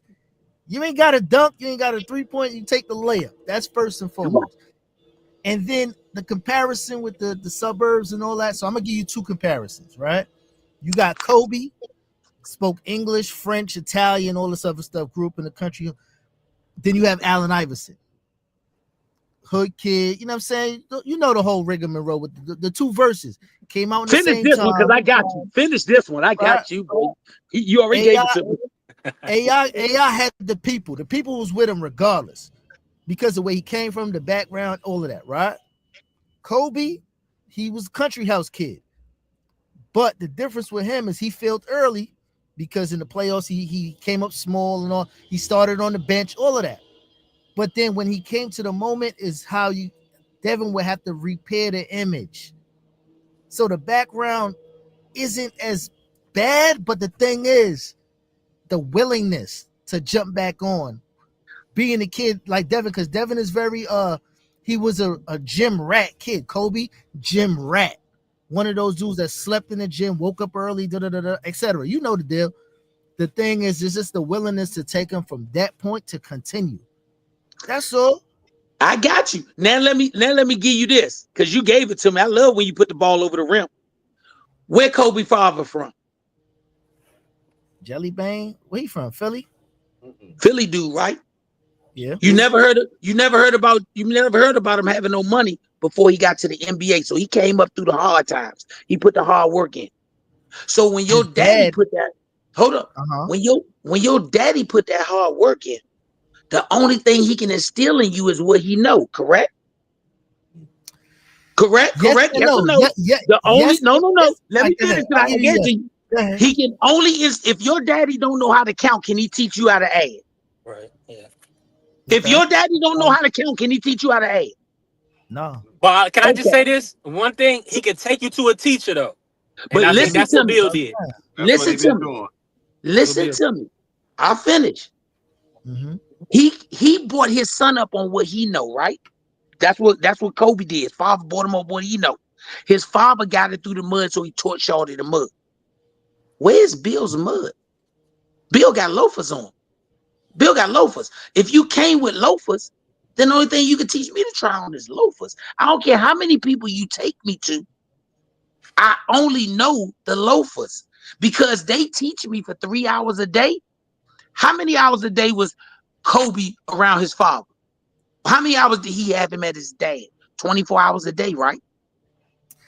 But come on. His dad played in the NBA, but then went overseas. So listen to what I'm saying. How long and how many hours a day was Kobe his father's son? Every day. 24 hours a day, 7 days a week, right? Correct. Once again, Bill has never put that work in the same way, and he can only teach him what he know. If Bill want to teach him about marketing, I give Bill 100%. He gonna beat me all day. If Bill want to teach him about driving or whatever you want to teach him about, he can teach him, but he ain't gonna teach him how to have that mental toughness. We've seen Devin crack. That's something that comes from your background. Like I said, all the dudes from the hood, they'll say, man, my brothers made me tougher. My father made me tougher. But when you ain't got that, you hoping you tough. See, I don't have to hope if Jalil tough. He been tested. We gotta hope Devin is tough. Devin will. Bernard, can I ask you this real quick? Come on. When you say Tevin, we seen Devin crack. What instance are you referring to when you say he cracked? Let's go with any time he throws stones and then go hide. Let's start with that. And then let's start with his actions that he do. He talks shit to Tank. And what did he do when Tank approached him by himself? Like Tank said, I travel alone. What'd he do? Run and hide behind his bodyguards. And let me switch it. When Charlo and Hurd saw each other, wasn't no bodyguards in the way, wasn't no running. When Caleb Plant and Charlo saw each other, wasn't no bodyguards in the way, wasn't nobody running. When Danny Jacobs saw Charlo during the interview, he said, I've been trying to catch up with you. Wasn't no bodyguards in the way, wasn't nobody running. Once again, we're not going to let people use certain ideas and certain aspects in one level, but not in the other level. It's like seeing a kid that went to school his whole life with a t-shirt on that say, stop snitching. You ain't never been in a position where you had to use that. Come on, man. We're not going to do that. But in the same sense, right? Somebody like let's keep the whole Kobe comparison, right? His upbringing, he used to talk crazy to people. He wasn't from that. And what happened? Chris Childs ran up on him, gave him a 2-piece. But that didn't take away nothing from his heart. Wait, did Kobe step off? Did Kobe step off? No. Yeah, he ain't throw nothing. He ain't do nothing. He just got 2 pieces in the walk. I'm just saying. Man, like I said, you know what's hurting the hood? What's hurting the hood is that we got a lot of dudes giving excuses for dudes now that they never would have gave before. If you got slapped in the playground, you was a sucker the next day. If you got slapped in the playground, you was a sucker the next day. If somebody called you all the stuff that we done called Devin and we saying do something about it and you don't do nothing, what they call you back in the day? A sucker. Tell me I'm wrong. Pussy. Tell me I'm wrong. Yeah, I know you. You're not wrong. You ain't lying. You're not wrong. And once again, when Devin first started his career and he was talking about everybody out of pocket and nobody stepped up, what was everybody trying to say? Man, Devin the boogeyman, they all scared. Well, I'm just saying keep that same energy. Keep the same energy. We on Devin's behind. And he ain't done nothing but show us his tail. Nigga, show me your teeth. Listen, I get it. I'm just trying to play devil's advocate because I love the devil's advocate because it lets us shoot down all the fiction stuff. You know, one thing everybody that know me, they know I used to always make the old McDonald's comparison. Remember when Calvin was flipping burgers at McDonald's? And then 10 years later, Calvin got a job. I remember that. Calvin ain't never break a law. Calvin did nothing. But 10 years later, when all the dudes that broke laws is locked up, Calvin running around here telling the young people, man, back in the day, it was rough out here, man. You know, we had to do this, we had to do that. Until somebody found the old footage of Calvin flipping burgers. Bill ain't nothing but a Calvin. Bill is Calvin. Bill is completely Calvin. He's trying to B3, sell you know y'all on Calvin? something. But Man, Bill trying to sell you on something he ain't do. Bill, I hear you on Bill. I gotta the focus on Devin though. Like, okay, well, if Calvin is Bill and he had a son, that's Calvin Jr. You right. That's Calvin Jr. But see, Calvin Jr. I can't call him he Calvin Jr. X or something else because he trained with Floyd Mayweather Senior. Man, You see what I'm saying? Hold on now. We gotta put some respect on his name. Because as you say this, he's a suburban kid. So he's choosing his life. So that's why hold on, brother. I'm gonna let you finish. Just from the outside looking in, he chose this path. And so we gotta, as a fan, as a supporters of the sport, we giving him credit just for taking fights and winning fights. And you already heard, I said I feel like I want Jalil to get the fight because of what it means for Jalil, irregardless of Devin. But all I'm saying is that's just where the fans kind of, because a lot of people, they keep saying, talking about the Ryan loss, we're not gonna keep it a stack and say Ryan purposely missed weight and used pads. Okay, cool. If you're not gonna look at that, at least we just want to keep it a level of respect over the Undisputed, Lomachenko, Regis. At least those fights, he still has to get his onus. But then also we still hold him to the fire in this Jalil situation because he put himself out there. I'm not taking nothing from Devin when he fought Loma. I think he lost, but he won. When he fought Regis, he beat. I'm not taking nothing from that. Once again, I'm going to keep it to the stuff that most of our people know. If your brother or your uncle did something and it was of a sucker nature, didn't they call you and your brothers and everybody in your family suckers until somebody did something to take that stigma off of them? Guilty by association. But that's the Undisputed run and and all that good stuff with the wins. I'm just saying the boxing wins gotta put Devin outside of what Bill is doing. That's in my opinion. Once again, I'm not taking nothing from Devin on anything he did in the past. If you beat somebody up in the past and a new dude come to your school and he smack you and you don't fight him, do you say, give me credit from the people I beat before he came to the school? No, hell no, absolutely not. I'm talking about now. I'm talking about now. And Coach Kenny fashion, there's gonna be a little Boots and a little Jalil there, ready to, throw them in front, you know what I'm saying, before you get to the big dog. So once again, he can shut my mouth. He can easily shut my mouth. All they got to do is make the fight or make the spawn. He can easily shut my mouth. He got a better chance in a fight. He has no chance in sparring. He has zero chance in sparring, but he got a better chance in a fight. Now, explain that too, because headgear and bigger gloves in sparring. Why you say why would you say that? Hold on. Before you even click on that, I'm gonna jump out. But salute to y'all real quick, man. B3, no, already. Okay, appreciate y'all. And I'm one of them dudes because I be all over the place by my damn self. It's easier not to get caught up in nonsense if you by yourself. You feel me? I'm out of here, y'all. Safe. All right, salute. Now I answer your question.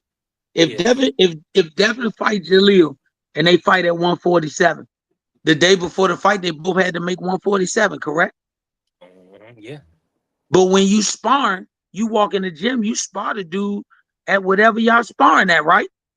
100%. Yeah. So tell me what chance Devin has.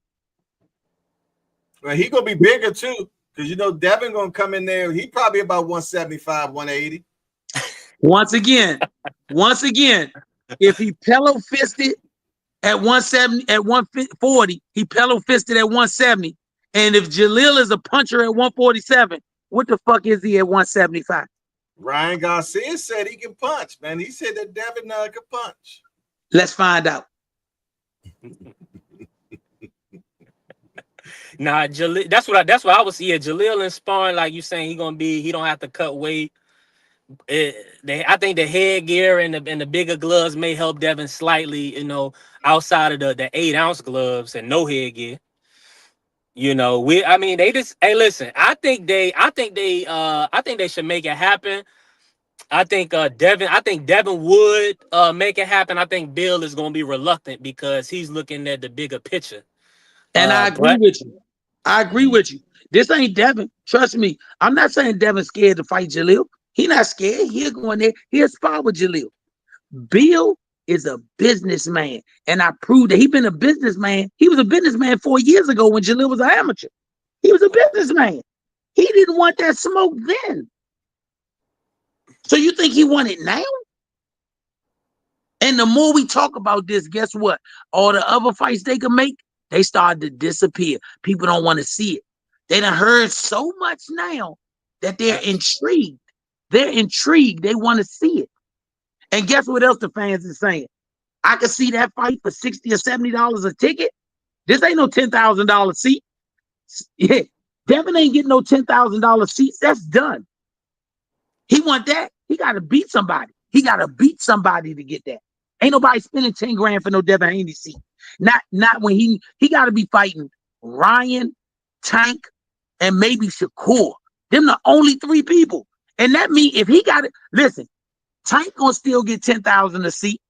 Ryan still gonna get 10,000 a seat. Shakur gonna come close to his 10,000, if not get 10,000 a seat. So why do Devin need them to get 10,000 a seat? Because he can't get 10,000 a seat himself. Turn it sideways here. Oh, I'm sorry. Okay. You know how you can get that though, B3. You know how you can get that 10,000. I mean, is it the book? Is it Al Heyman book of business that's doing 10,000 tickets, or is it the fighters? You know what I'm saying? No. I said 10,000 per seat. I didn't say that's what I'm saying. That 10,000 per seat is we. And now we're talking around the ring. That's ringside. Yeah, around the ring. Yeah.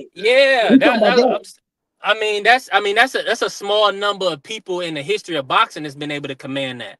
So if we saying that's a small number, in this generation, you literally had to be connected to Al Heyman to even really do those type of numbers. Listen to me. If you're saying that that's a small generation of people, doesn't that make everybody else just average? I mean, when it comes to the money, when it comes to the dollars, making dollars, absolutely. I'm talking about. That's all I'm talking about. If we got a small percentage of people who can do $10,000 per seat, doesn't that make everybody else average? In the promoter's eyes, yeah. Mm-hmm. So if that's the case, what is so special where Devin can't fight Jalil if everybody else is average? I just think right now it's not in Devin's best interest. I'm good with that, and I can let it rest on that.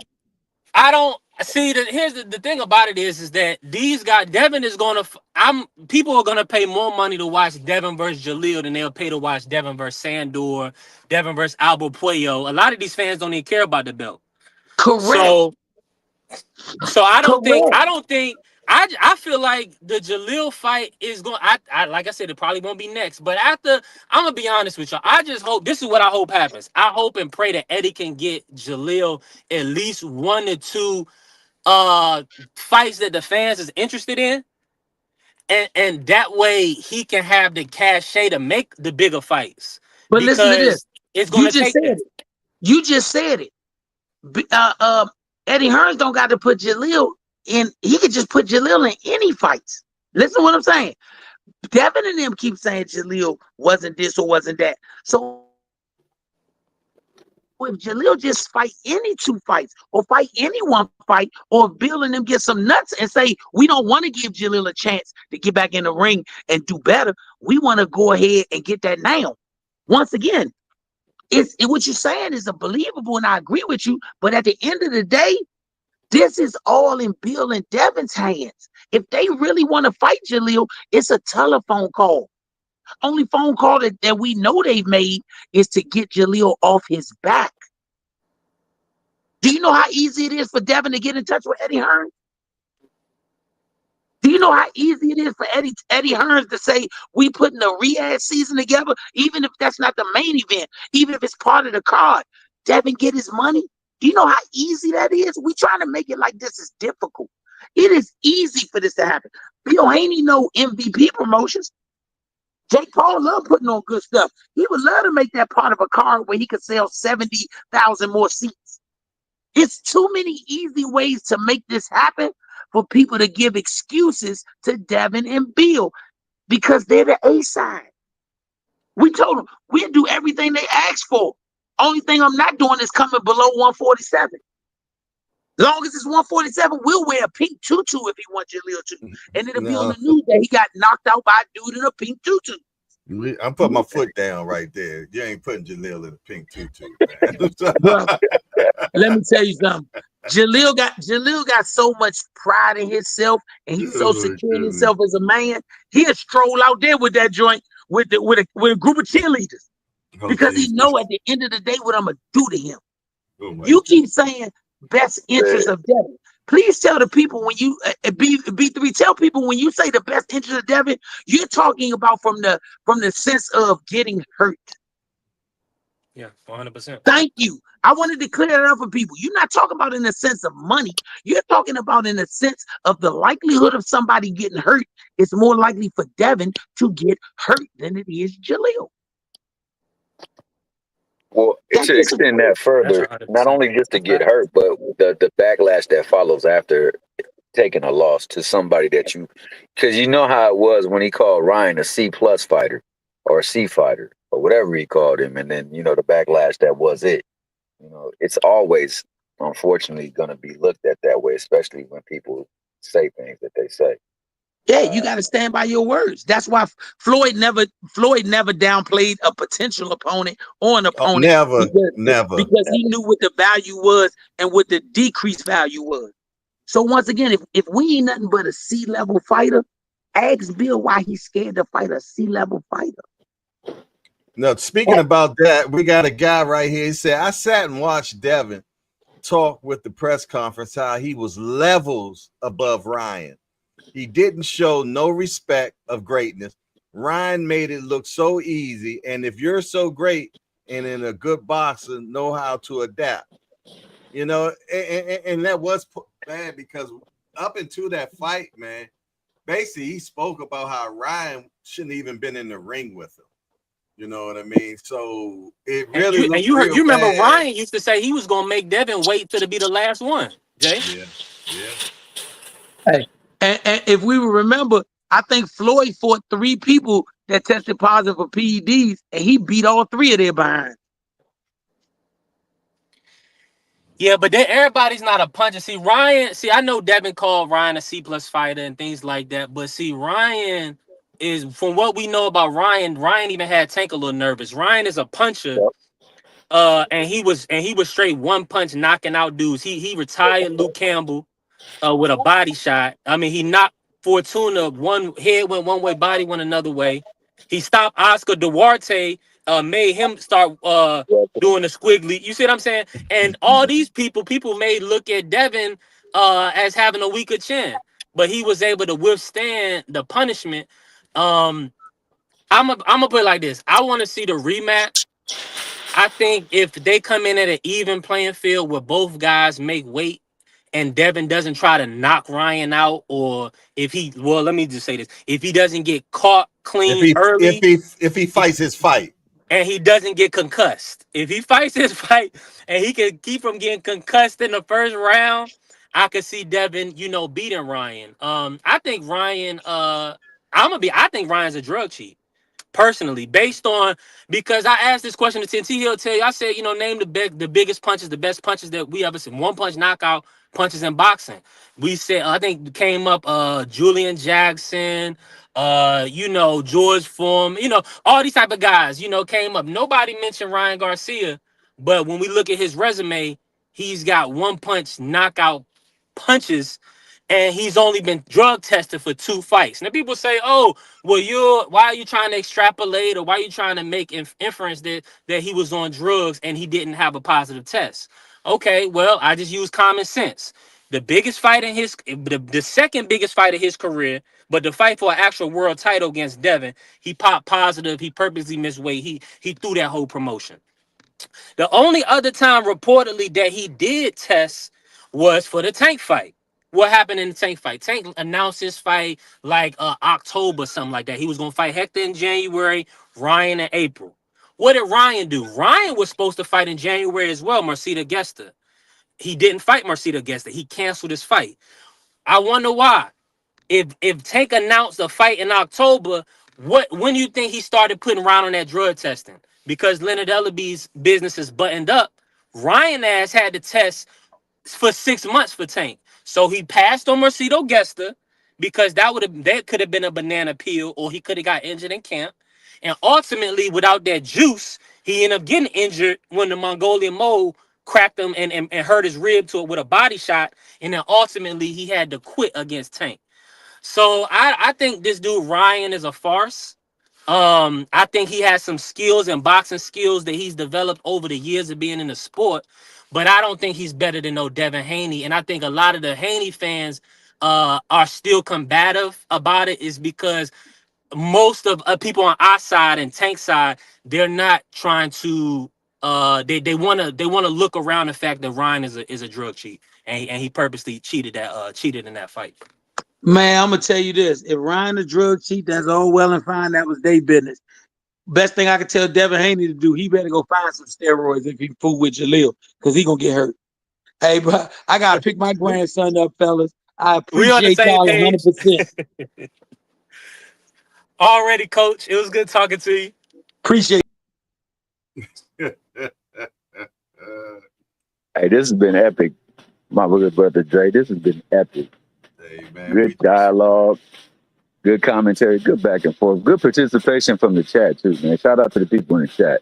Chat was amazing today. The chat was amazing. Hey, Judge, I gotta ask for a mistrial. Seeing he done brought all type of people in. My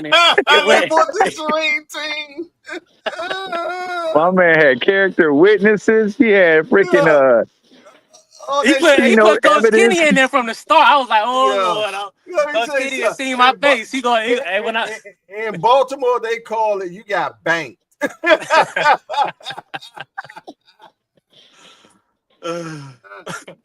Man, that was good. That was good. Yeah, man, that was fun, man. We had some fun. It looked like All Access trying to come back in here. It looked like he's trying to materialize. You know, he got that bootleg phone. Joseph Jackson says 31-0. Okay, with an asterisk. Could the asterisk be on Ryan's resume? It got to be on Devin. You know what's so crazy is I was looking at boxing scene, right? Yeah. Why is Devin indefinitely suspended in New York? Suspended? Yeah, that's weird. I'm not 100% sure. But when I looked at Ryan's not suspended in New York. I don't know. That's a weird one, Jack, because usually that happens when you get knocked out and they put you on at least a 3-month suspension. No, they got him on indefinitely. Go look in your box rec right now, man. Anybody that's looking, and tell me if I'm wrong. But in box rec, they got Devin suspended in New York City indefinitely. And when I went to look at Ryan's, and I'm thinking his was going to be like that because he's the one that got popped. His clear as day. Yeah, that's weird. That's weird. Upside down. I want to get out of here. Open the door. Yeah, you got too much back noise going on right there, man. You look like he sound like he at the market or something, man. Yeah, he sound like he got some things going on. Yeah, he might be at a Sally convention or something, man. You know how he get down. Crush the Legend in the building. What's up, Crush? Good to see you. We got a new guy called Twin in the building. I want to welcome Twin to the Hardcore Hangout. Hey, Twin, we just a bunch of hardcore degenerates that get together, talk about this beautiful sport we love called boxing. Hey, Twin, we only got one rule around here. No hitting below the belt. That means we don't talk about nobody's mama up in here. Let me see. So we want to welcome Twin and his first chat. Let me see what the first thing Twin said. It went away for a minute. Here you go. He said the amount that was in Ryan's system isn't enough to cause anything to stop it. It was a picogram, huh? Okay. Let's talk fast. He said, I'm sorry, B3. I wanted to help, but I ran like BVO. But listen here, y'all. We done rolled for a long time. It's over. It's past 1:30. I got to take my son to a wrestling practice and everything. But I want to thank everybody that rocked and rolled with us, man, the whole time. Let me see if I get access up in here. I thought I could get all access up in here, but you know, he got that phone be on some funky stuff, man. So I guess we won't get the all access. But yeah, I want to thank All Access International Senior Cobb for coming in, man. We had a great court. I'll see y'all next Friday for court again with the janky judge, Jay Polo. People love to come in and watch that, man. I think we had our highest numbers today. We got up to 130 people overall, man. So salute to everybody that came and hung out with us, man. I appreciate y'all, man. Don't forget to subscribe to the channel if you have not subscribed. I appreciate all the peekaboos and the mighty voyeurs that came through today. I salute you all. Boxing Jaguar, what's up, my guy? Good to see you for sure. Joseph Jackson, appreciate you being in the building. Make sure that you subscribe. We on here every day at 8:10 in the morning, man, Monday through Friday, doing our thing. We're JBT, Just Boxing Talk. Yes, indeed. And we will be doing a meet and greet in New York City. It's going to be the biggest one that we've done so far, man. I'm not going to talk about the particulars yet until I be able to talk to the head, the bees. And we're going to hash everything out, man. But I'm going to tell you, you're going to like this one, man. We're going to have some fun. All you got to do is be in New York City when Tank fights Lamont Roach. And I'm going to tell you, that Friday night, yeah, that's all I got to say about that, man. Pull up on us, man. Other than that, man, it's your boy Jay Hardcore Boxing News. And I want to thank everybody that donated today. Cash App still open. If you want to send a little something to the Cash App, we appreciate it. The Super Chats are still open, man. Shout out to the playback crew. I salute you already. I know you're going to come through. I appreciate Lottie Dottie and everybody, man. But other than that, just your boy Jay Hardcore Boxing News. And I'm out of here.